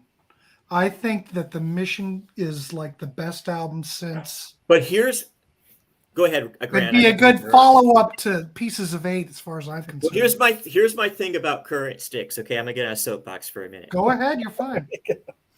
I love it when I've been waiting for this all night. I don't understand why Lawrence Gowan has not put more of a stamp on Styx. He does not have a signature song. No, and by this time he should have one, but he doesn't. He doesn't. It's almost as if they don't give him enough space. You know what gets me is that people say that, Styx are better with Dennis DeYoung. Da, da, da, da. You know what, guys? And everyone out there in YouTube land, they're exes for a reason. Well, here's the thing about Dennis. I've been full circle on all the different ways you can feel about Dennis. Here's the thing. I think Dennis is he is the visionary. I think that he's very, very important to Styx, but I also think he's a pain in the ass, and I wouldn't want to be in a band with him. He never shuts the fuck up. Oops, sorry. He never shuts up. I don't think I've ever heard Todd say fuck. He never shuts up. He just talks and talks and talks, and it's all about him, and he just never stops. And I can imagine going, hey, guys, you know what? Wouldn't this be more fun if he wasn't here? I totally get that. But I still think he should still be there. But the thing is that, everyone says, oh, okay, like Styx isn't Styx without Dennis DeYoung. They still are. They should get still together. Yeah. You've got JY in there. You're good. What And gets me Tommy's though is brilliant. when I hear them say you should get together for the fans. You know what? You don't know what goes on behind the scenes. Yeah. In terms of what goes. They can't fix that. What do you know what I mean? Like you don't Yeah. know what goes on behind the scenes to make a record. Yeah. Do you know what I mean? can't Maybe fix he is a pain in the ass to do. You know, I love Dennis DeYoung as a vocalist. Don't get me wrong. I But- actually even like him as a person. I just don't think I could be in a band with him. But you know, again, maybe he is a pain He's a in the great ass. interview, though. be in To a group. watch his He is. interviews. Do you know what I mean? Yeah. So Yeah, I do. everyone says, Yeah. "Oh, you know, do it for the fans." You know what? You owe it to, as a musician, you owe it to yourself to be happy with what you're doing. And if you don't want to be in a band with whoever it is that makes you, that pisses you off, then don't do it. But you They know, did try to do it for the fans once or twice, didn't they? And it just Yeah. didn't I mean, work out. Yeah, Beth, we're live, for crying out loud. yeah. but one of the things that I don't like though is I don't like when Tommy and JY criticized what they did together, because I think to myself, you know what? If Dennis had not had that vision about the half Broadway, half hard rock thing, if he had not figured that out, they wouldn't be anybody. They would be a couple of guys from the South Side of Chicago. I mean, Dennis's vision, his weird vision of putting all those styles together and being theatrical about it is why they're famous. Vision of putting all those styles together. Oh, I'm echoing. What just happened? It's John, the music nutty's causing an echo. John, put your headphones on. Putting all. You see, I was like, who's that other guy talking? John's throwing us off. I invite the guy on, and look what he does. It's I just caused chaos. See, look, did you hear the loop? Isn't that Yeah. funny? But I not agree with you, everybody's Todd. doing it. I mean, it's just such a weird combination of things because everyone's right. I mean, you know what I mean? It's just one of those things that you can't fix. I'm just surprised we're talking about Styx. I'm kind of excited. I think, well, they're actually playing here with Nancy Wilson's Heart. And you know, I have to say, I saw Styx last time I saw Styx. I want to say it was 2013, and they were doing a tour with Yes, and they were the John Davison fronted Yes, and they were taking turns who the headliner was. And when I saw them, Styx went on first, and no, don't let Styx go on before you because they burn the place. It's just like Toto. They They them out burn of the the place water, is what down. you're saying. The show is so good that Yes came out and it was like a letdown. A snooze fest. Styx is super good. I mean, live, they're great. Don't miss an opportunity to see them. I But think that I still think that he needs a signature song. I don't think that he has a put a stamp. I that think band. that Lawrence Gowan. I think Gowan, because he's an artist in his own right in the Right. 80s. He was signed to Columbia, Sony, in Canada, and he had a pretty solid career in the 80s. And I don't think he gets enough credit. I really don't. I don't think he gets enough credit. Well, he's fabulous. He's good, but I mean, again, it's like, you know, like I've said before, they're exes for a reason. There's a reason why they don't want to work with Dennis DeYoung, and they, according to Tommy Shaw and JY, they don't want to go through the headache again of working with Dennis DeYoung. So There you go. Beth says Tommy Shaw makes Styx. Tommy Shaw makes he's what makes the current Styx as great as it is. When I saw them in 2013, Tommy Shaw absolutely blew me away, and I already liked him, but he's just such a solid performer. yeah, I saw Styx. How many times have I? Oh, I only saw him once. I saw him on the Cornerstone tour in Athens, Ohio, Wow. I saw that tour. when I was a boy. But you know, the only thing that I don't like about Holy current shit, John! What the hell's going on? You all right? You good? I am now. Okay, All right, good. good. All right. I'm Sorry, just guys. giving you- No, Sorry you're about all that. right. That's all right. I was going to say the only thing I don't like about the current sticks is like Gowan's a great singer and he's got great stage presence. He's a great performer, but he sort of treats playing the keyboards like it's something that he has to do that's kind of a nuisance. I mean, he's got that one keyboard that spins around and he stands on top of it and he's late for most of his cues because he has to run back to it and start playing. He doesn't treat playing the keyboards like it's his job. And Dennis did. And that's my big Gowan. Yeah. Well, people don't give Dennis enough credit, but his keyboard work on those albums, his synth work, people are still copying it. He was fabulous. Yeah. Yeah. I mean, but I do think that there's a tendency for artists to maybe believe their own hype too much. Sure. Yeah. That's a perfect example right there. And I think as much as I love Dennis DeYoung's playing on those Styx albums, I think that maybe he believes his hype maybe a little too much. I was just going to put this out there. Star and Beth, Dennis feels commercial to me. I'm curious if Star or Beth ever saw Styx back in the day. Like, Cornerstone or Paradise Theater. I'm just curious. Star's probably seen Styx on every tour. I saw him on Cornerstone and Paradise Theater. But I have a very controversial opinion of the Kilroy Was Here tour because I saw that. You saw that tour? Yeah. And here's the thing. Okay. Oh, I want to hear about this. It did not kill anyone to sit through 10 minutes of dialogue. It was simply no big deal. And the worst part about that whole section at the beginning where they did the little acting thing was that Tommy Shaw can't act. But it was no big deal. It was 10 minutes. And people talk about, oh my God, it was so embarrassing. It wasn't. It was 10 minutes and it was over. And then there was a Styx concert. I mean, if you listen to the Behind the Music show, they make it sound like, oh my God, I was so embarrassed. I wanted to hang my head in shame. According to DeYoung, it wasn't that bad. Because when I've watched that episode quite a few times, and when he said, "Do I know what's best for Styx?" Of course I do.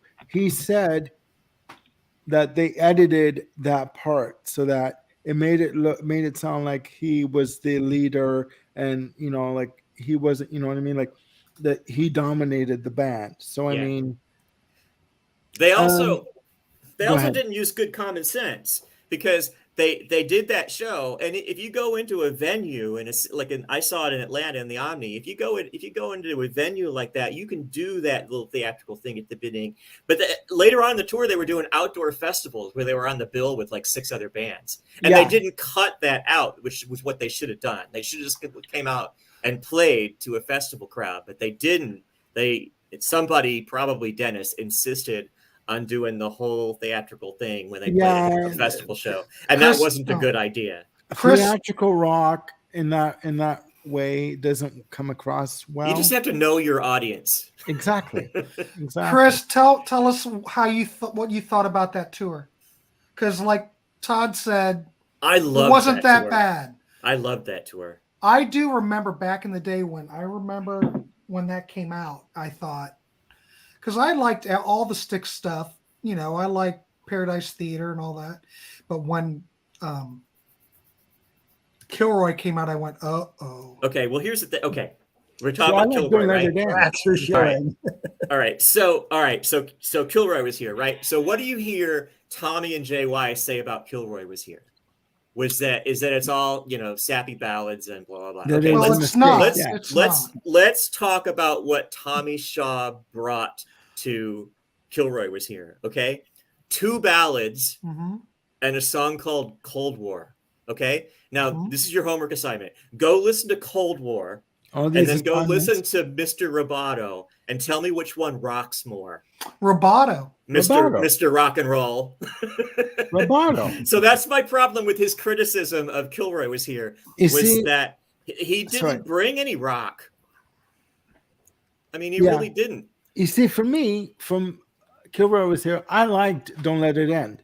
Me too. That's a great single. I remember my sister actually bought the single when it came out. Like, listening to, I remember liking Mr. Roboto. I like that stuff. Mhm. Is it what they were doing?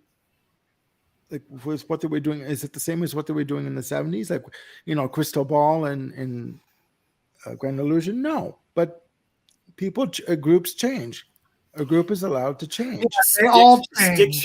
Styx should have taken 4 years off after Kilroy was here. They just should have taken nobody should have quit. They should have taken 4 or 5 years off and come back. And on that subject, if I was given a choice between Crystal Ball and Grand Illusion, as much as I love Grand Illusion, I'll take Crystal Ball over Grand Illusion. Oh, Well, I don't know if I would do that. I've always thought Crystal Ball was an album that kind of falls apart on side 2, but it certainly has some good songs on The it. Claire de Lune thing. The Claire de Lune I like, and in the opening track on Crystal Ball. I mean, now I'm getting a brain fart. Oh, see, Chris Stokes saw one of those festival shows. Texas Jam. Yeah, and I agree with that. When they did the Texas Jam, man, they should have not done that first part. No, I mean, there are certain That was not a good idea. venues. There are certain shows that if you're on a bill with like 5 other bands of that. First of all, if you're doing a theatrical piece, if you're on a bill with 5 other bands, cut down what you're doing. Cut your show. Because by the time you get to Styx, everybody's drinking. I mean, by the time you get to Styx, nobody's in the frame of mind for that. But if you go just see Styx in a venue and they turn the lights down and it starts with this theatrical thing, then that's no big deal. But at Texas Jam, that was a big mistake. If you start with this big theatrical intro, and then don't be surprised if the first thing you hear is, "What is this effing shit?" Right. Of course, you're going to get booed off the stage. Right. I mean, read the room, I guess is what I'm trying to say. What was that? Sorry. Read the room. Exactly. It's a no-brainer. But I have really fond memories of Kilroy was here because I took a girl who had never been to a concert, and she was from a small town in South Carolina. She'd never seen a concert, and her first concert was Kilroy was here, and she was blown away. That's a good show. She was like, "Are they all like this?" It's like some of the better ones are, yeah. Well, my first show was John Cougar Mellencamp, 1988. That's a solid show. I saw him a couple of years ago. I've been picking up a ton of Mellencamp the last couple of months. I had a late period Mellencamp Byron, it's cheap. discovery. Yeah, it's been cheap. When Mellencamp was popular, I used to make fun of him. Yes, exactly. And and then I got to be, I don't know, 40 something, and I was like, holy crap, I was stupid. You know what? Mellencamp. We need to consult. Real quick, we need to consult the list real quick. I haven't seen that in a long time. Let's see. Oh yeah. John Cougar. But I don't remember it's on the left. I don't. Yeah, we don't. Context. What right is Do not ever buy John Cougar. Yep. Yeah, that's why you can still find it cheap. And I like it that someone I know this. I keep bringing this damn list up. It's so. I don't remember what the context of the list is. I remember the context is a list. This is probably from 10 years ago. This is a record store in Chicago that if people bring in stuff to sell, okay, I got you. Do not buy any of it because they don't know what. Yeah, because they know it doesn't move. Okay, yeah. None of this moves. You know what? Oh, she is on it. Okay, I was going to say this list isn't worth anything if Alanis Morissette isn't on it, and she is. So yeah, because you can still buy Alanis Morissette for $1 today, and Katie Lang. Just look, they have Katie Lang highlighted, and she's highlighted in Melissa Etheridge. Oh, yeah. You know what? But I never see any Melissa Etheridge anymore. You know what? I'm going to defend Katie Lang for a second. I saw her here. Oh, I love Katie Lang. And you know what happened? We had like second row seats for the show, and there was this woman that was filming the show with with her camera, with her phone. Katie Lang, she stopped the show. She walks over to the girl and she's like, "What are you doing? You know, like, put your phone away. You're missing all of this. Like, all of, you know, like, you're missing the experience. Put your phone away and enjoy what you're watching right now." And then she went right back into it. And the woman put her phone away. So, I mean, that's control. Yeah, it doesn't hurt to ask. No, exactly. You know, Right. like, but I find that too, that a lot of people waste their time filming a concert instead of watching it. Yeah. I like that the list says lame/sucky soundtracks. I can't believe Joe Satriani's on there, man. I buy Joe Satriani. Yeah, this Joe list is a little Satriani's dated. still in the cheapie bins. It's still out there. I saw Joe for $1 the other day. I don't see his stuff used ever. Well, yeah, on I see a couple of things on this list that I call BS on. Like 'cause what? I think. Well, I don't know. I mean, some of this stuff you can't find anymore, but it could be because nobody wants it. I mean, I'm looking at like Veruca Salt and Mary's Danish and stuff like that, and I'm thinking, well, that's pretty. Yeah, I those bought are- Mary's Danish. Those are for some pretty $1. obscure CDs. I would think that, Seals and you know, Crofts is on this list? Jewel, I can see that makes sense. Yeah. Rusted Root, I Big can Head see. Todd, you still find Macy Big Gray, Head I can Todd. see. Yeah. Whitney Houston, Collective yeah, I can Soul. see that. Collective Whitney Soul, I can Houston. see that. Although that's not Journey and Foreigner don't belong on this list anymore because those are starting to get Men at people Work, actually I want can those. see. I still see Journey's greatest hits in the cheapie bins. Yeah, but I you don't know don't who really Therapy The is. Eagles are on here twice. They're that bad. They're that they bad. They just want to make sure you don't miss them. Okay. All right. Anyway, I like to throw this out whenever we can. Okay. But- We're Yeah, back, guys. But I couldn't stand Mellencamp. You know what? If we ever get in a Oh. point where we don't have Whatever anything to we wanted talk about, came I'll out. just throw it And out. I was You like, know, wow, I like this. Yeah, I'm at a Byron, I was point- the same way. I whenever I heard, we used to make fun of the way he sang and what he sang about, and we took like a cassette deck and took the 45 of Pink Houses, and no, not Pink Houses, the one about the chili dog. What's that? Which song is that? Cherry Bomb. Jack and Jack and Diane. Diane, American. Yeah, Jack and Diane. Oh, We Chili took Jack and Bomb. Diane and we like edited it up into where all he said was like chili dog and you know, we made our own like little mix of it. And I should digitize that and put it on YouTube. I'm at a point But- where I'm watching, like, I've been to see bands like now twice or even 3 times, and that's a danger because you're running out of bands to go see at that point, right? Like, there's nothing interesting anymore for me, you know, aside from Roger Waters. But So I have yeah, a question for Star, but I don't know if Star's still here because my wife was saying about that cruise is that lot of the evening shows are like there are no tickets available. Oh, there she goes. Star, are you listening? Listen to me. I don't know how they do the Kiss cruise or any of the other cruises you've been on, but do they sell like evening shows and then they have afternoon shows, or how does the cruise work? How do the cruises work that you've been on? Because this 80s cruise, like the evening shows are sold out, but you can be on a waiting list. you got the only thing, Grant, that I can say, having been on one of these cruises, but I have lots of friends who have been on the Prague cruise. Mhm. One of the things that you find out is every day you have to look at the schedule and you have to decide who you're going to miss because of who you want to see. So all this stuff happens all at once. So like on the Prague cruise, I've heard people say like, oh, I had to miss Haken because I wanted to see Riverside, you know, whatever, you know, you have to like, That sucks. you're not going to see have to- everybody yeah, because you they're have going to to be weigh. all, You have to weigh it out. Who do Yeah. you want to see more? yep. That's Right. the only I thing don't that know, I've but it heard. seems, yeah. Haken and Riverside. That's I can't That would be choose a that. tough choice for me. Yeah. Just to let you guys know, I'm gonna have to get going soon because Bob went out to grab a pizza. Oh, So I've got like definitely Chip. eat. I needed pizza. I've got Shit. like 2 puppies here who are gonna start barking when he's you know he's not back yet, but I'm just gonna have to check out when he shows up. Okay.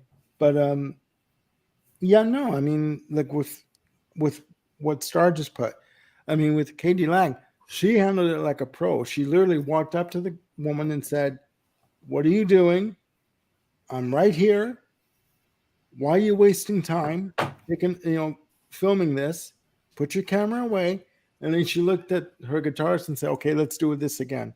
And he struck up the band and they did it again. And she brought the house down with Hallelujah.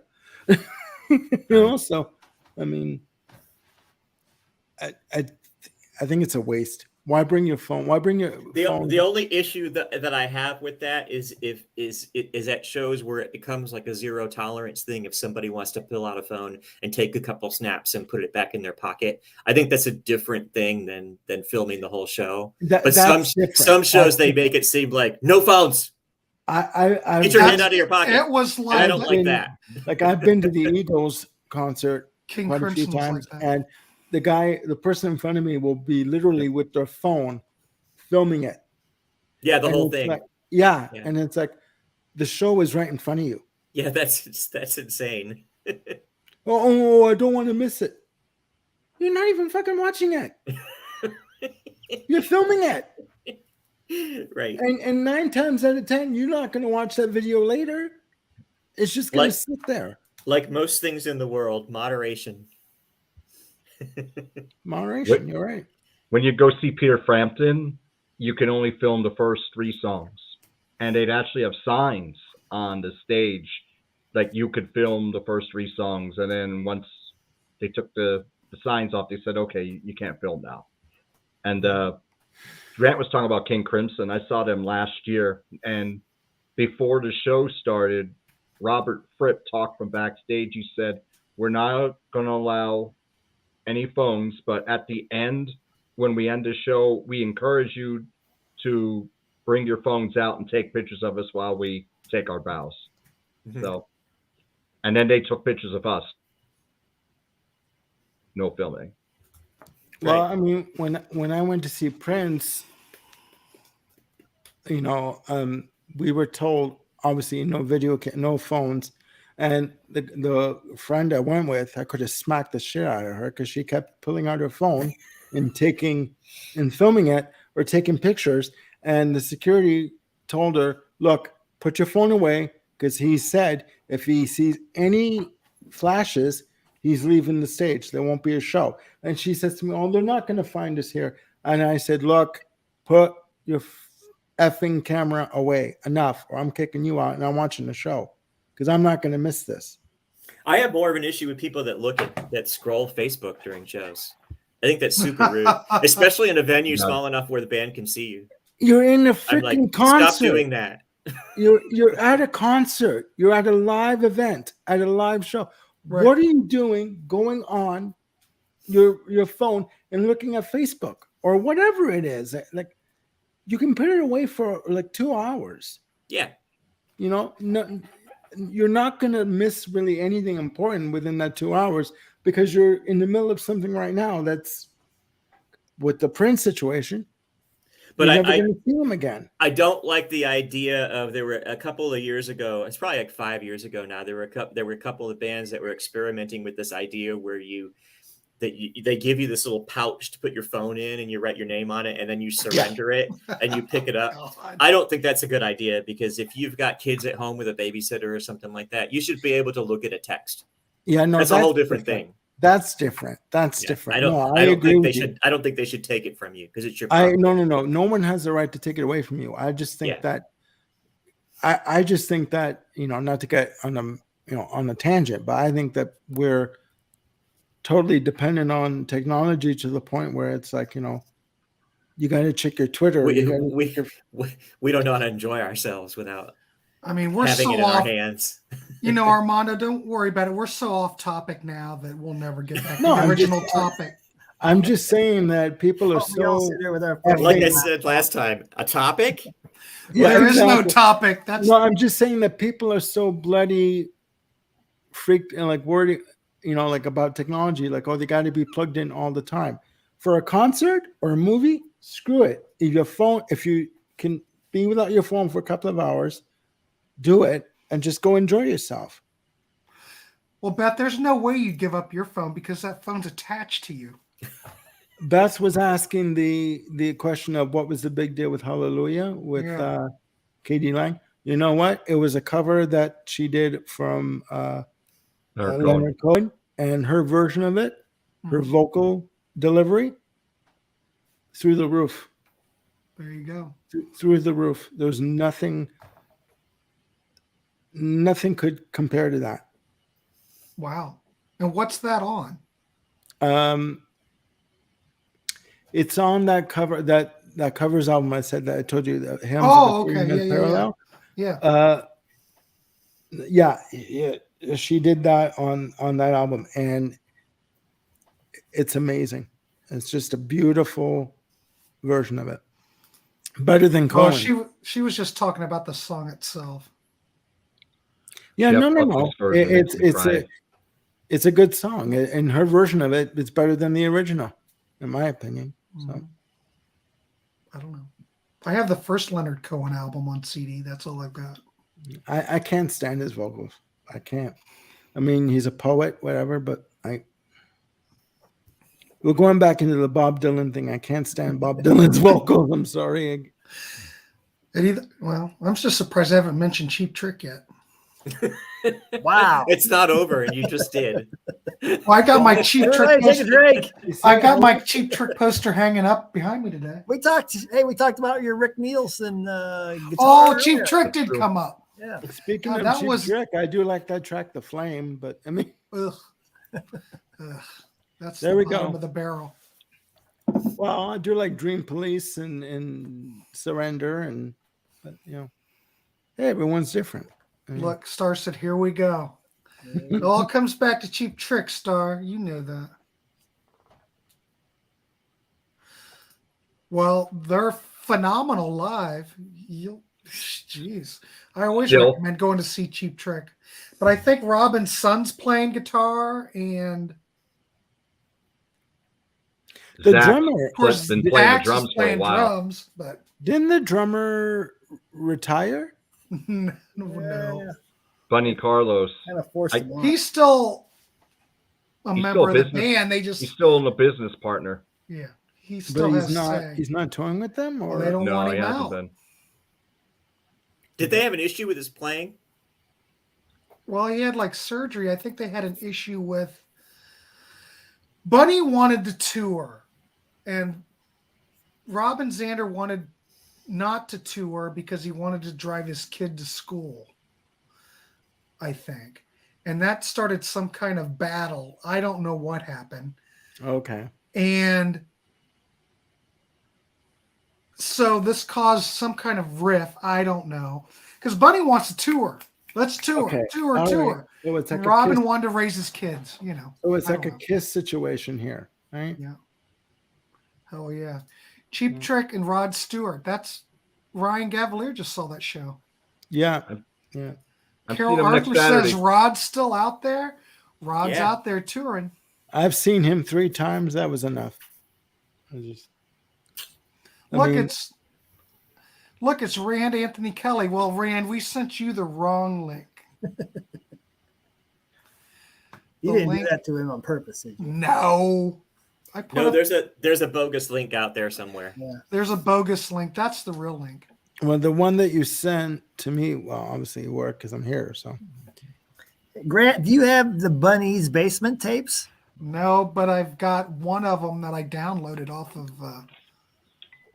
So here's a question. I think I've asked this a couple of weeks ago, but if or when Gene Simmons and Paul Stanley retire, should Kiss continue? Whoa, Armando. We've got a comment that we need to talk about. Okay. Beth, you saw Rod take his unit out at a show? That seems like that's something that we would have heard about. Yeah. Okay. Wait a minute. Not doubting that it happened. Hold on, Rand Anthony Kelly. We don't want to get you confused with all the other Rand Kellys out there. His rod.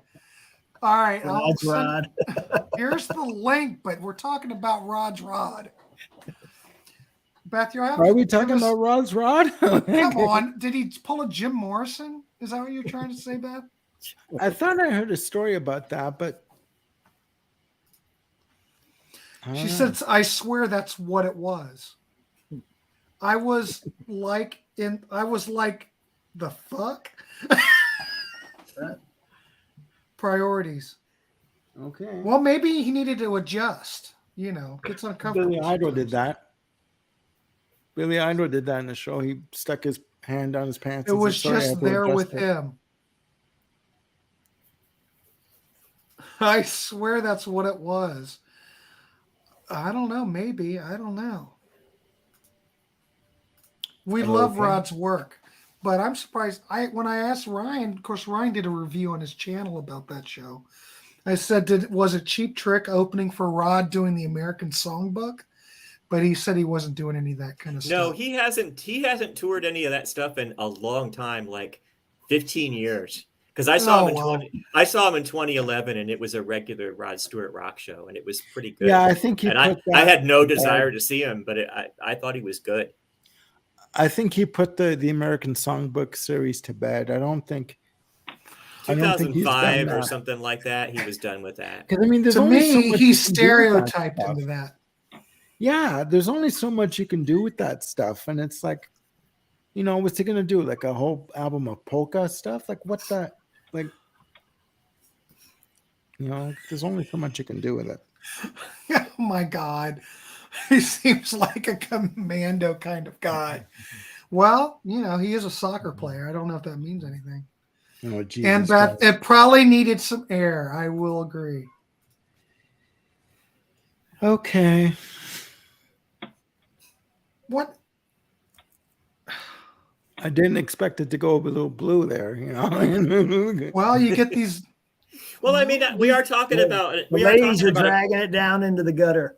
We are the ladies always drag it down. A pretty old guy. It's like, you know, hey, look, Grandpa Rod, look what he's done this time. I mean, it's you know who was good that I saw in terms of, if you want to talk about grandpas, I saw Elton John on the last. I wanted to see that so bad. I took Bob for his birthday, right? And he came out 8 o'clock on the dot, played for 2.5 hours straight, no intermission, and he was good. Like, he was really good. It's too much for Carol to handle. Look, the women are loving this. Star loves it. Carol loves it. The women for being a panel of men, well, I'm kind of a man. We did not drag. We didn't start it. Yeah. Hey, what do we got to do to get some girls to actually come on the show? Because that would be, we should. It'd be a good dynamic. Yeah, I've been trying to get Beth to come on, one. but she won't. She doesn't seem to come on. Who? What, the live chat? Carol, yeah, you need to come on the live chat. Is Carol Arthur related to Grant Arthur? Is that I'm Mrs. married Grant? to her. That's Mrs. Grant. Yeah. It's nice to meet you virtually. It's Carol. just a rumor that she exists. What do your wives' significant others think of all this? Of what? My wife is really supportive. I don't know. Ask her. She'd have to be supportive with those 3-hour-long U2 shows that we did for 2 months. Well, Bob keeps calling me a superstar, for God's sake. Star loves Free for All Fridays. Star's like our biggest fans. They wouldn't be the same if Star wasn't here. Carol says, "Hi guys, I'm glad he has a hobby." See, yeah, I could be just sitting around. I did actually ask Bob, like, as a roommate, like, I asked him, you know, what do you think of me when I started to appear on SOT? He says, if you enjoy doing it, have fun with it. Just do it. Like, so he supports it. But, you know, I mean, yeah, it could be a lot worse. We could be out chasing women, going to the bars, drinking. There's more dangerous hobbies in this. Right, exactly. Things to do. You guys are all great. I do tell him more celebrity interviews. We've got that lined up next month. Todd and I'm single. I got no issues. I can do whatever the heck I want. Todd and I have got some shit coming. And actually, next month's going to be really good. Mm-hmm. Right to what? More celebrity interviews? I don't know. Well, we'll get more coming. Mm. I don't know who, but I know what's coming next month. Oh, Carol, thank you. That was a nice thing to say. What'd she say? She said we were all great. Thanks, Carol. Well, yeah. Okay, yeah. Well, thanks, Carol, for that. Well, there she goes. She's a big. She likes celebrities more, but it was nice for her to say we were great. Well, if we have celebrities on here, it gives me more, ranks my, here's the dog, If I have a celebrity interview, I get a little higher up on the ladder. Okay. So Todd, your wife is supportive of you Yeah. coming on these shows? And Yeah, she is. I try to make sure I I have let her know the plenty of schedule. hobbies. I just don't know which ones to do. I tried to have Bob come on the shows, but he doesn't want to do it. Like, he's shy. He doesn't want to come on the shows. He's too scared. I could probably think of Grant, you and I should talk. I could probably think of a topic that my wife would come on for. Yeah, do it. Well, my wife will come. His rank ain't making any money. Yeah, I don't have enough followers, but Friday Night Chat, you think I would have more people, but yeah, if you want to do a New Kids on the Block episode, my wife will be all over that. She'll be your expert. She would tell you everything you need to know. Well, we are doing an ABBA top 10 at some point. Yeah, when we do this Drake show, get ready. Oh my God. Okay. She probably knows more about break. I'll sit down on the Drake. I bet you if my son Griffin comes on here and we do Drake, I bet you we'll get. That's how you get on the way to monetization, Grant. I'm trying to get Griffin on, so we'll see. New Kids. You put young people on YouTube. That's the door to Star. You have to share. I need you to promote, and you need to come on a show sometime too. Hey, is Star Peters related to Brett Peters? It's Brett's mom. It's his mom, really? Okay, that's she's super awesome. Cool. We don't need Brett. I mean, it's okay if we have him, but if we have Star, we're good. It's crazy. That's how I look at it. He said that was his mom, and I was like, "You're full of shit." No, she's I thought Star was his sister. No, Star comes on any of the time we do these live things. She's always on. I appreciate her support. Of course, I'm not doing this to change the world. I'm only doing it just to talk stuff I want to talk about. And hopefully people like it, but it will be if I'm going to monetize, it's going to take a lot. You're not going to monetize doing ABC and Matthew Sweet shows. Well, as long as you enjoy what you're doing, eventually it will catch on. People will like what you're doing, and the thing is, I always tell Todd, I said, no one's doing this stuff.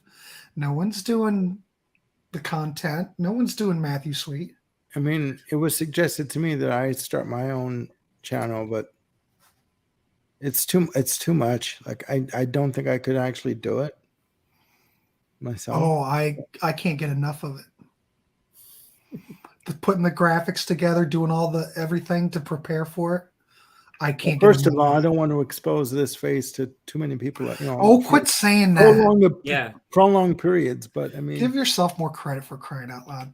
We don't judge anything on this channel. We're I know. I don't know if I would have the stamina to do it, or the guts really to do it on my own. Well, I only did it because I couldn't use the Contrarians like I wanted to. That's the only reason. Like I told everybody, I'd throw out a top. If it didn't get on, then I'd go, well, fuck. I've got topics that I've put up like 4 or 5 times. That. Yeah, well, if there's a topic, Todd, we can do it over here. Bring one of those I need more topics. If you want to do them over here, we can all shoot the shit and do them over here. Well, what was one of your topics, Todd? Oh, I can't think of any of them now. I've sort of really cut back on how many things I suggest for them.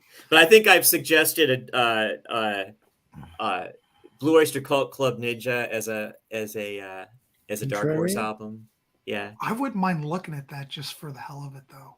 Yeah, but I don't want to complain about. I mean, I'm not complaining either. We vote on that, and I have zero complaints about the Contrarians. I absolutely love it. I love it. Well, I owe everything to the Contrarians. Yeah, Marco me too. And Martin, I love them. But they can't, there's a lot more I want to talk about. So, or whatever. I suggested a topic. I don't remember exactly how I phrased it. I think I suggested it a couple of times in Contrarians. And I think it was members of bands who are not replaceable. And it was basically just so that I could go on my John Anderson and Dennis DeYoung rant. It was like, but I just did that here. I did half of that here tonight, so I don't need it anymore. Well, I like it. I love it. I'll stop suggesting it. I love it when Todd there's goes no on competition for these for channels. I mean, there's room for people to do whatever they want to do if they have an idea. But I'll never forget my first couple times on the Contrarians. I immediately just absolutely loved it. Beth, if we do a Prince one, will you come on and do it? I'd be up for that. I'll wait for that answer. I'm waiting. All right. Will you do it if we do Prince? I could talk Prince all day. So could I. I'll do it. And then Chris Stokes, Blue Oyster Cult, Todd. Mm-hmm. We can do that. We you want Club Ninja? Is that what you want us to talk about? I was just throwing out Dark Horse albums, and that's one of the ones I've thrown out a couple of times. All right, we've got a female to come on the show. Okay, so I could do the Prince one if whatever you want to talk about. Well, Beth, what would you want to talk about? You can put that in the thing. I think Blue Oyster Cult, as far as what Chris was saying, I think Blue Oyster Cult would be a good candidate for one of Ryan's shows about compilation album or ultimate set list. I think they'd be a good band for that. Okay, I'll have to ask him about that. Well, holy shit, we don't. Come on, man. We're on Contrarians is awesome, Star. Yeah, you'll like the Contrarians, Star. Ryan's got plenty of stuff. Todd, for God's sake. I didn't mean to select your channel. It just seemed like more of a Ryan thing. Hey, well, since you started doing those shit albums, you should have one where if you shit albums I like. Ryan bases all his stuff off me. Come on. That's basically Dark Horse albums on. Well, yeah, I would just call something else. Star, will you come on and do Prince? Club Ninja? Is that what you... Star, do you know Prince? That'd be cool if we got Beth and Star on. The other thing is Beth used to follow. Beth's my friend that I've mentioned before that used to follow Cheap Trick around from show to show and Van Halen. I don't want to say she's a groupie. Why don't you have Beth on and talk? We'll talk about all that stuff. That'd be fun. I'm sure she's has. Beth, why don't you just come on and we'll set up a show where we talk about that stuff.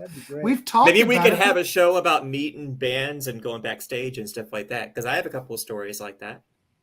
Oh yeah, well, they won't be as good as Beth's stories, but she saw Prince at Vets.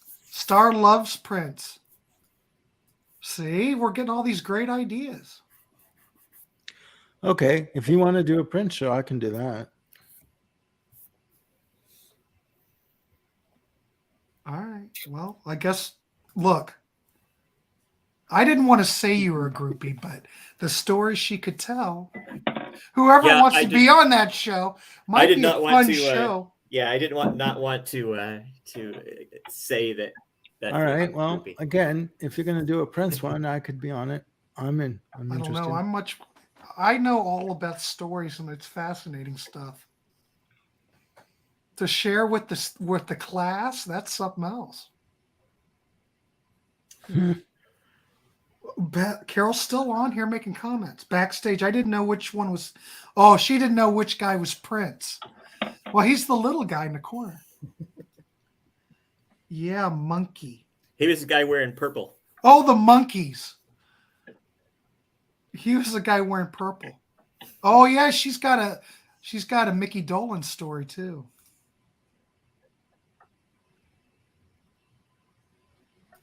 Star listened to Purple Rain. Well, damn. I can tell we're gonna have some great shows coming up. Oh, these women. I love having women on here. This is more fun than anything. That could be fun. I'd probably get the most views you've ever had. Well, it would throw a different perspective in. That's funny, man. That's what they said. He's a little guy in purple. Huge stack of mattresses on stage. Oh my God.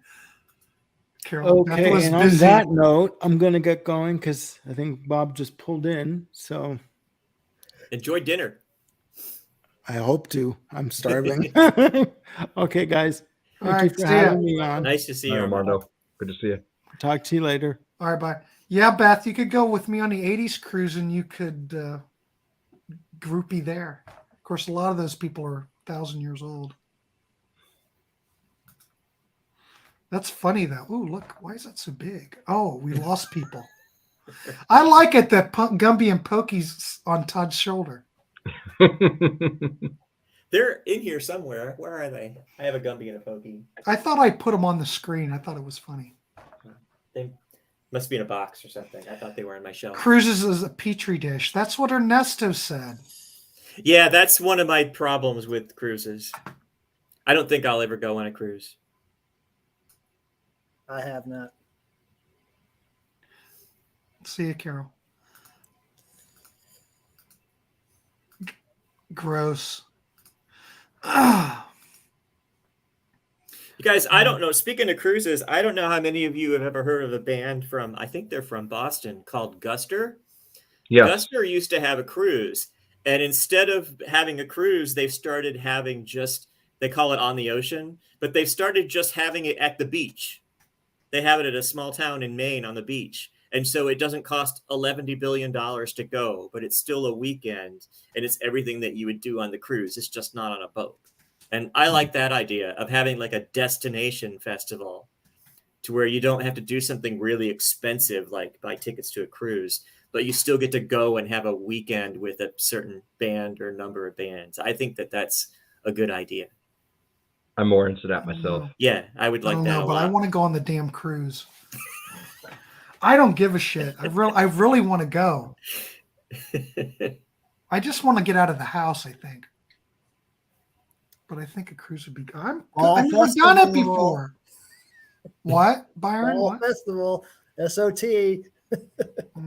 I don't remember. I'm not going to go by said. myself. Are you going to that, Byron? Are you going? He's going. I'm most likely going to be. Where do you live? Omaha. Oh, wow. That's a long drive. We're flying. Okay. Well, my wife's friend lives just outside of Newark, so we're going to fly to Newark and visit her and stay at her place mostly. I have not completely ruled it out. Well, I should be there.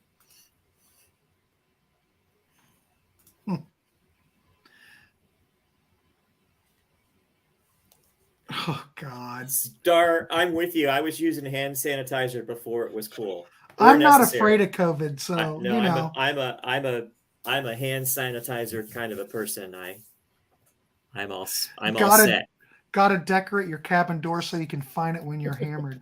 This is my issue with cruises. Okay, not only dysentery, but going every day to a buffet for every meal, and then you eat too much, and then you go to your cabin, and it's in the middle of the boat because you can't afford one with a view, and you're in this room in the middle of the boat with no windows that moves, and you've just eaten buffet food.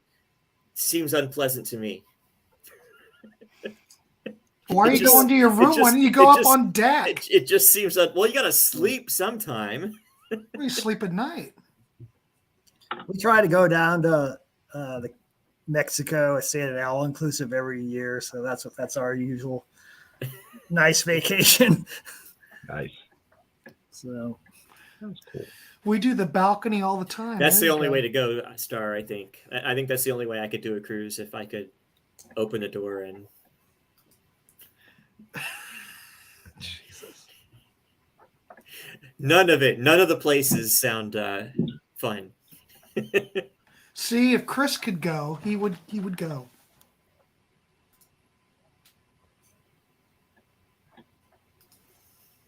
We eat at the buffets for breakfast and lunch, but the main dining room for dinner. This is good information. I mean, Star's done it multiple times. She knows how to do it. I do want to go. Now I can't stop thinking about it. That would be so much freaking fun. Look at the price and then decide if you still want to go. I don't know. Yeah, I've priced those. Once I post my Drake video and I can get enough viewers to monetize. One year for the Prague cruise, I think it was, I don't know, 2014 or 2015 or something like that. I won some kind of a contest, and the prize in the contest was 80% off of going on the cruise. And I was like, great. So I looked up, how much, 80% off was going to be. And it was still like $1,100 because all of the cheaper rooms were already gone. And I was like, okay, flight, $1,100. And I started adding it up, and I was like, even at 80% off, it's more than I want to spend. Is that the Prague? Do you know how many albums I can buy for that much money? Yeah. You do have a good point. Was that the Prague Nation at Sea, whatever it was called? No, that was, what do they call it? Oh, Cruise to the Edge. Oh, yeah. They did a Prague Nation at Sea, and that was incredible. They did, lineup. yeah. They did. I think it was one time only, though. It was. Where else are you going to go see Marillion, Steve Hackett, and all these bands in one shot, That would be a good one, too, but this 80s one, that's the one I want to do. Howard Jones, Marshall Crenshaw, Smithereens. That's Prague. Huh? Marshall Crenshaw will be singing with Smithereens. Yeah, they just came here and they did a concert outside, and it was free, and I didn't go because I forgot about it. It was actually Grant. It was the Smithereens with Marshall Crenshaw, and Pylon Reenactment Society opened for him. Well, there you go. And I just wasn't paying attention, and I missed it. Carol's already checked it out. 3 to 4K for what's a decent room? A room that's not in the middle with no windows. Well, every time that I've heard people talk about cruises, they said the only time you use your room is to sleep. So who cares? You're out on the whatever, all the deck and stuff. Multiple buffet meals, throw in some drinks, and go to your right. You only little room sleep there without the windows that moves. Well, Todd, you like to stay in your room. I say, who cares? As long as you have a room to sleep in, who cares where it is? Yeah, but you still got to be in it to sleep. You're in there in the dark. Who cares? Star, weigh in on this. Star, what's your take on rooms? What would I do without Star, for God's sakes? Brett, who? Brett? Needs Star. The few times I've really looked at doing this, that's fine. A payment plan's fine. You couldn't get a cheap room, like you were saying. Right. You could only get the rooms that were like $10,000, per week. Carol, I say we do it for the heck of it. I don't care. Let's have some fun. I think Beth is on my side. Listen, there's no big difference. I'm in the Too Many Humans group. Look, okay. So there's no big difference. I need to see day and night. What do you mean? Who cares what the room is, right? Is that what you're saying? She's saying no, Star. I do get that. I think it would be awesome to be on the deck and just have nothing around you but ocean. I think that that would be cool. I would like that. Meditate on the okay. Carol says there's theme nights and costumes, so I could be queasy in a costume.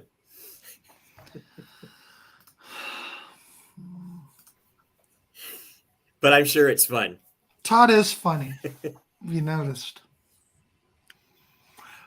Theme? Well, I like theme. I could dress like SpongeBob. I've got a SpongeBob costume. That'll be a big hit. By the way. You probably wouldn't be able to get through the hallways with it though. It's right too tight. Oh, I don't think See, I need. Beth- I might have to ban Beth because she's raining on my. Beth knows what parade. I'm talking about. I've seen the interior. Yeah, can have panic. same here. Same here, Star.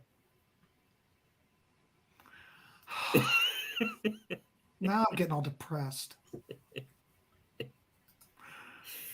Dress up like puke. That would be funny. Well, SpongeBob kind of looks like puke already.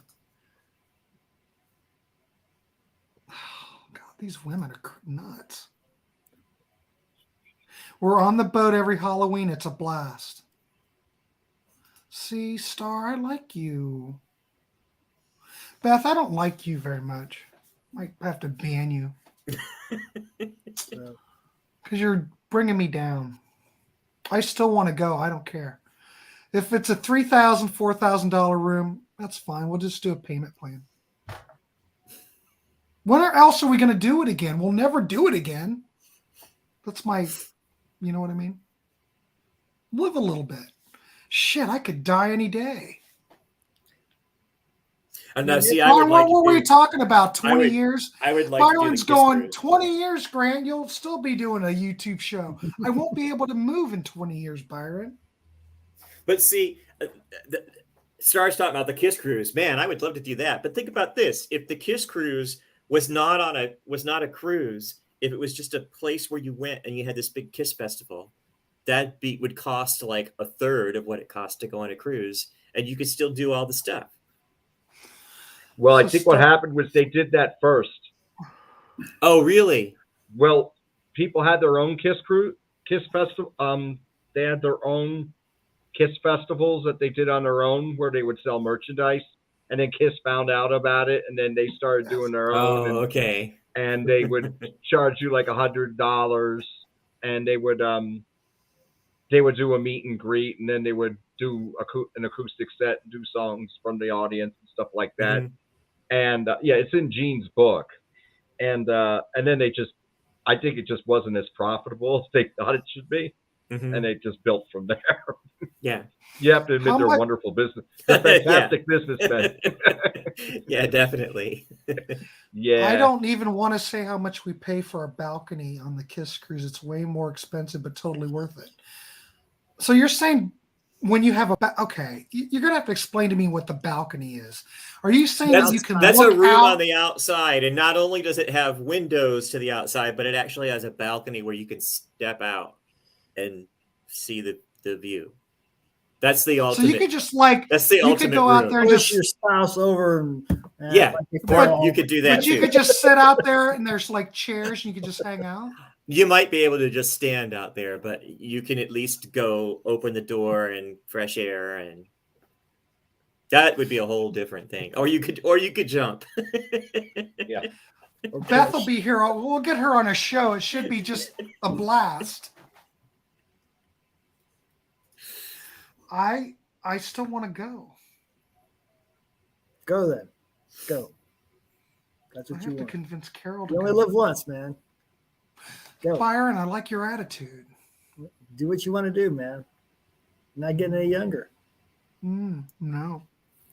Hey, you guys, I got to jump off. My wife has been traveling for business, and she just got home today, and I don't want her just sitting around. Well, we've all by gone herself on Friday night. 3.5 hours, which is a world record. Okay, so you can sit out there. There you go. That's better than jumping. See, Beth, you could. Yeah. See, that's not bad. Oh, I could learn so much from Star. She knows how to do it. Have a great night. Todd Luck. She's one of your biggest fans. Yeah, you should have her All come right, on the show. We are. We will. And we like Brett a lot. ladies' Brett's one of my favorite people on Contrarians. He's a good guy. Yeah, Brett's great. He knows a lot about a lot of stuff. No jumping. Till it lists. Star's nice to everyone. We're gonna get a. I'll work with you guys. I'll get something together. But I'm going to wind this up because we've been going for 3.5. You know what? Now that he mentioned pizza, I'd really like to have pizza, but I don't know. It's 10:37 p.m. here. Domino's is open till 2. I mean, you might want better pizza than that, but I'm just saying. I don't like Domino's. Right? Good night. Good night, Carol. Thanks for showing up. It's been fun. See, it's fun having all. I love it. What a great night. I kind of need like pizza for some reason. I'm going to listen to some Drake. Have pizza. Good night, Beth. But yeah, let's wind this up. We went 3.5 hours. You never know how it's going to go, boys. But it was fun. Wait a minute. I'm going to have a Wawa for a frozen drink. Where does Star live? Bar or something? Wawa is a convenience store up north. Star says good night, Beth. Star, are you in New York? Star says good night, Carol. See, this is nice. I like this. Jersey. Okay. Look at you guys. This is nice. Did I have that right? Star, is that Wawa? She's in Jersey. It is a store. Yeah, we have them in Pennsylvania. Yeah, I think they were in. I think they're in Buffalo. Star, where do you live in Jersey? Just real quick. My sister-in-law used to live in Randolph. She's now out in Reno now, but we used to go there because Randolph was like a half hour outside of Manhattan. So we used to take the train in. But I wish he still lived there. We used to have a blast. Yeah. That's how I remember it. It's like 7-Eleven, only nicer. They have like produce and stuff. Yeah, we don't have those in Ohio. You have Sheets, though. We have Sheets. Yeah, we have one in Delaware. Actually, we have two here in Delaware. Is it kind of the same thing, I'm guessing? Yeah. Sheets, Wawa, they're very similar. They sell gas. They have made order food, coffee. Mm-hmm. I don't know if Wawa sells alcohol like Sheets does, but rest is the same. We have Quick Trip and Racetrack, and they have pizza and hot food and stuff like that. Right. Big coffee bar. Cool. Oh, okay. Better food. Chris Stokes, I appreciate you coming on. Good to see you, Chris. Nice to see everybody here. It was a nice night. And it's only going to get better from here on the Grants Rock Warehouse. Please like, subscribe. Yeah. I don't know. Well, let's wrap this dog up. I was going to promote something, but I'm too tired. And I want pizza at this point. Good night, everybody. From everybody, Star says, have a great night, Chris. We'll see you guys, and there'll be another one in a couple weeks. So we'll see you. Bye. Take care.